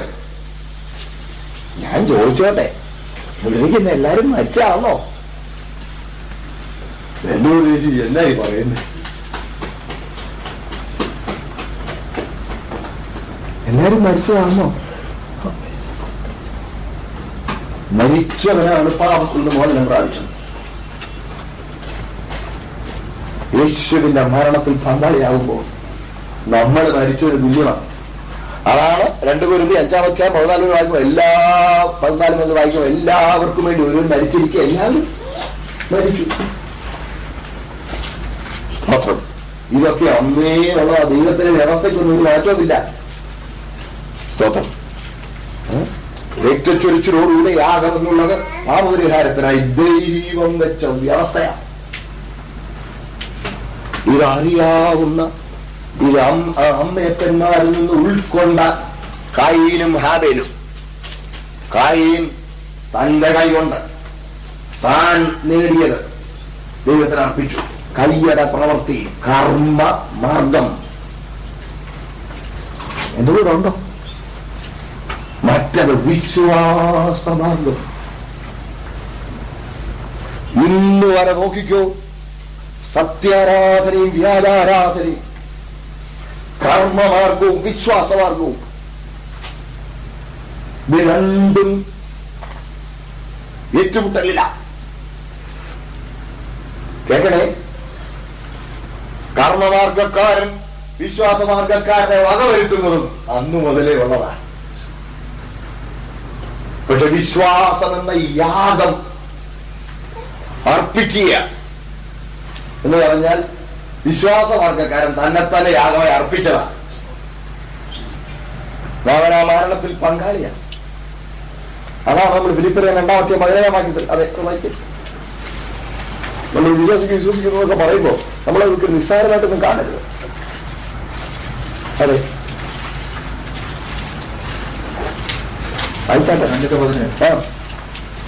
എന്നാൽ നിങ്ങളുടെ വിശ്വാസം എന്ന യാഗം അർപ്പിക്കുന്ന ശുശ്രൂഷയിൽ എന്റെ രക്തം ഒഴുകേണ്ടി വന്നാലും ഞാൻ സന്തോഷിക്കുന്നു. വിശ്വാസം എന്ന യാഗം വിശ്വാസമാർഗക്കാരൻ തന്നെ യാഗമായി അർപ്പിച്ചതാണ്. സ്തോത്രം. ഉണ്ട് കർമ്മമാർഗവും വിശ്വാസമാർഗവും. ഗലാത്യർക്ക് വരുമ്പോൾ ഇതിന്റെ ശരിക്കുള്ള വിശദീകരണം കാണാം. കർമ്മമാർഗക്കാരനെന്നും എന്റെ പ്രവൃത്തി കൊണ്ട് ഞാൻ നേടാമെന്നുള്ള മനോഭാവം. വിശ്വാസമാർഗക്കാരൻ ഞാൻ ബലഹീനനോട് നീയോടെല്ലാമില്ല, വിശ്വസിച്ച് ഞാൻ എന്നെ നിന്റെ കരങ്ങളിൽ തരികയാണ്. ദൈവം നമ്മളിൽ നിന്ന് ആഗ്രഹിക്കുന്നതാണ് ആ വിശ്വാസമാർഗത്തിലേക്ക് നമ്മളെ നടത്താൻ, അവിശ്വാസത്തിന്റെ സമർപ്പണത്തിലേക്ക് മനുഷ്യവർഗത്തെ നടത്താനുള്ള ദൈവത്തിന്റെ ചുവടുകളാണ് ആദ്യം മുതൽ നമ്മൾ കാണുന്നത്. മക്കളെ, അപ്പോൾ കായേനും ഹാബേലിലും കായേനും ചോദിച്ചു കൊടുത്തത് പിന്നെയും ചോദിച്ചു കൊടുത്തു. എന്റെ സഹോദരങ്ങളെ, മനുഷ്യവർഗത്തിൽ ഇന്ന് വരെ ജീവിച്ചിരിക്കുന്ന ആർക്കും പറയാനൊക്കെയില്ല എനിക്ക് ചോയ്സ് കിട്ടിയില്ല, എനിക്ക് ചാൻസ് കിട്ടിയില്ലെന്ന് ആരെങ്കിലും പറഞ്ഞാൽ ദൈവം അവനെ ന്യായം വിധിക്കാനൊക്കെയില്ല. ദൈവം അവനെ ന്യായം വിധിക്കാനൊക്കെയില്ല. പക്ഷെ നമ്മൾ സത്യം വെളിപ്പെട്ടിട്ടും കണ്ണടച്ച് അതിനെ നേരെ മുഖം തിരിച്ചു കളയുന്ന സ്വഭാവമാണ് നമുക്കുള്ളത്. ലൗകികതയ്ക്കുള്ള അത്യാർത്തി നമ്മളിലുള്ളത് കൊണ്ട്, ശരിയല്ലേ, ലൗകികമായ കാര്യങ്ങൾ നേടുക എന്നുള്ള അത് മാത്രം നമ്മൾ മുമ്പിൽ ഇരിക്കുന്നുണ്ട്. ദൈവത്തെയും ഉപയോഗിച്ച് ലൗകിക കാര്യം നേടുക എന്നുള്ള ചിന്തയിലേക്ക് നമ്മൾ തരം കാണും. ഇനി വളരെ പ്രധാനപ്പെട്ട ഭാഗങ്ങളിലേക്ക് നമ്മൾ ഈ ദിവസത്തിൽ കടക്കുകയാണ്. നിങ്ങൾ വളരെ ശ്രദ്ധയോടെ നിങ്ങൾ പഠിക്കണേ, എന്റെ കൂടെ വരണേ. അപ്പൊ നോക്കണേ, കർമ്മമാർഗം കൊണ്ട്, കൈകളുടെ പ്രവൃത്തി കൊണ്ട് പാപത്തിൽ ലജ്ജ മറയ്ക്കാൻ ശ്രമിച്ചു. അത് കഴിഞ്ഞപ്പോൾ മരങ്ങളുടെ പിന്നിൽ ഒളിച്ചു. പലതിന്റെയും പിന്നിൽ ഒളിക്കുക നമ്മള്. അങ്ങനൊന്നും ഒളിച്ചുകൊണ്ട് നടക്കുകയില്ല. ദൈവത്തോട് ഹൃദയം തുറന്നങ്ങ് പറഞ്ഞാൽ, എന്റെ കർത്താവേ ഞാൻ തെറ്റിപ്പോയെന്ന് ഹൃദയം തുറന്നൊന്ന് പറയാൻ നമുക്ക് എന്താ ഇത്ര ബുദ്ധിമുട്ട്? ഇതെല്ലാം അറിയുന്നതിനല്ലേ ദൈവം. എന്റെ കർത്താവേ ഞാൻ പാപിയാണ് എന്ന് നീറ്റ് പറയുന്നത് എന്നെ ഇത്ര ബുദ്ധിമുട്ട്? ഞാൻ പറയുന്നത് ഉറങ്ങുന്നതിന് കൂട്ടുമായിട്ടുള്ള ഭാര്യയോട് എറണാകുളത്തിലെ പറയുന്ന കാര്യമല്ല. ഉള്ളിൽ തട്ടി മനസ്സൊന്ന് നുറുങ്ങി, ഹൃദയവും നൂരുകി, കണ്ണിൽ ഒരു തുള്ളി കണ്ണീർ കിണിഞ്ഞ്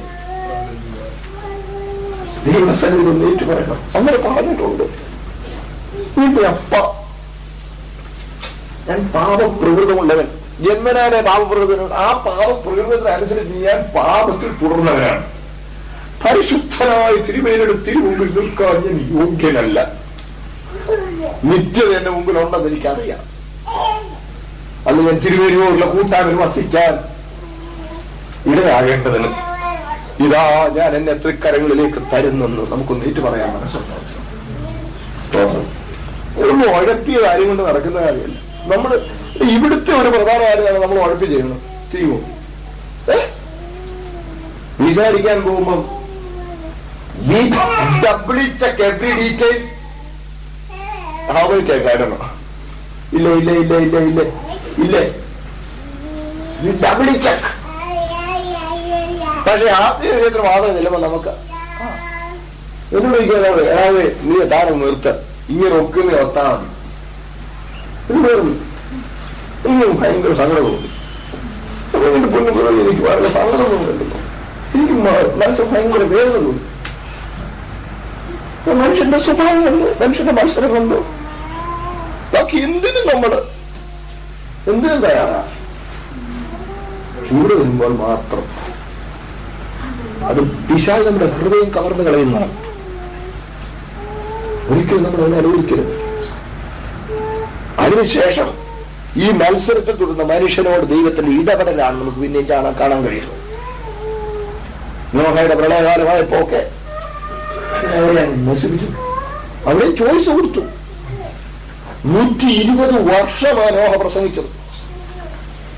120 വർഷം, ഒന്നും 2 ദിവസമല്ല. ആകാശത്തുനിന്ന് വെള്ളം വരാൻ പോവാ, മുങ്ങാൻ പോവാ. 120 വർഷം നീതി പ്രസംഗിയായി നടന്നു.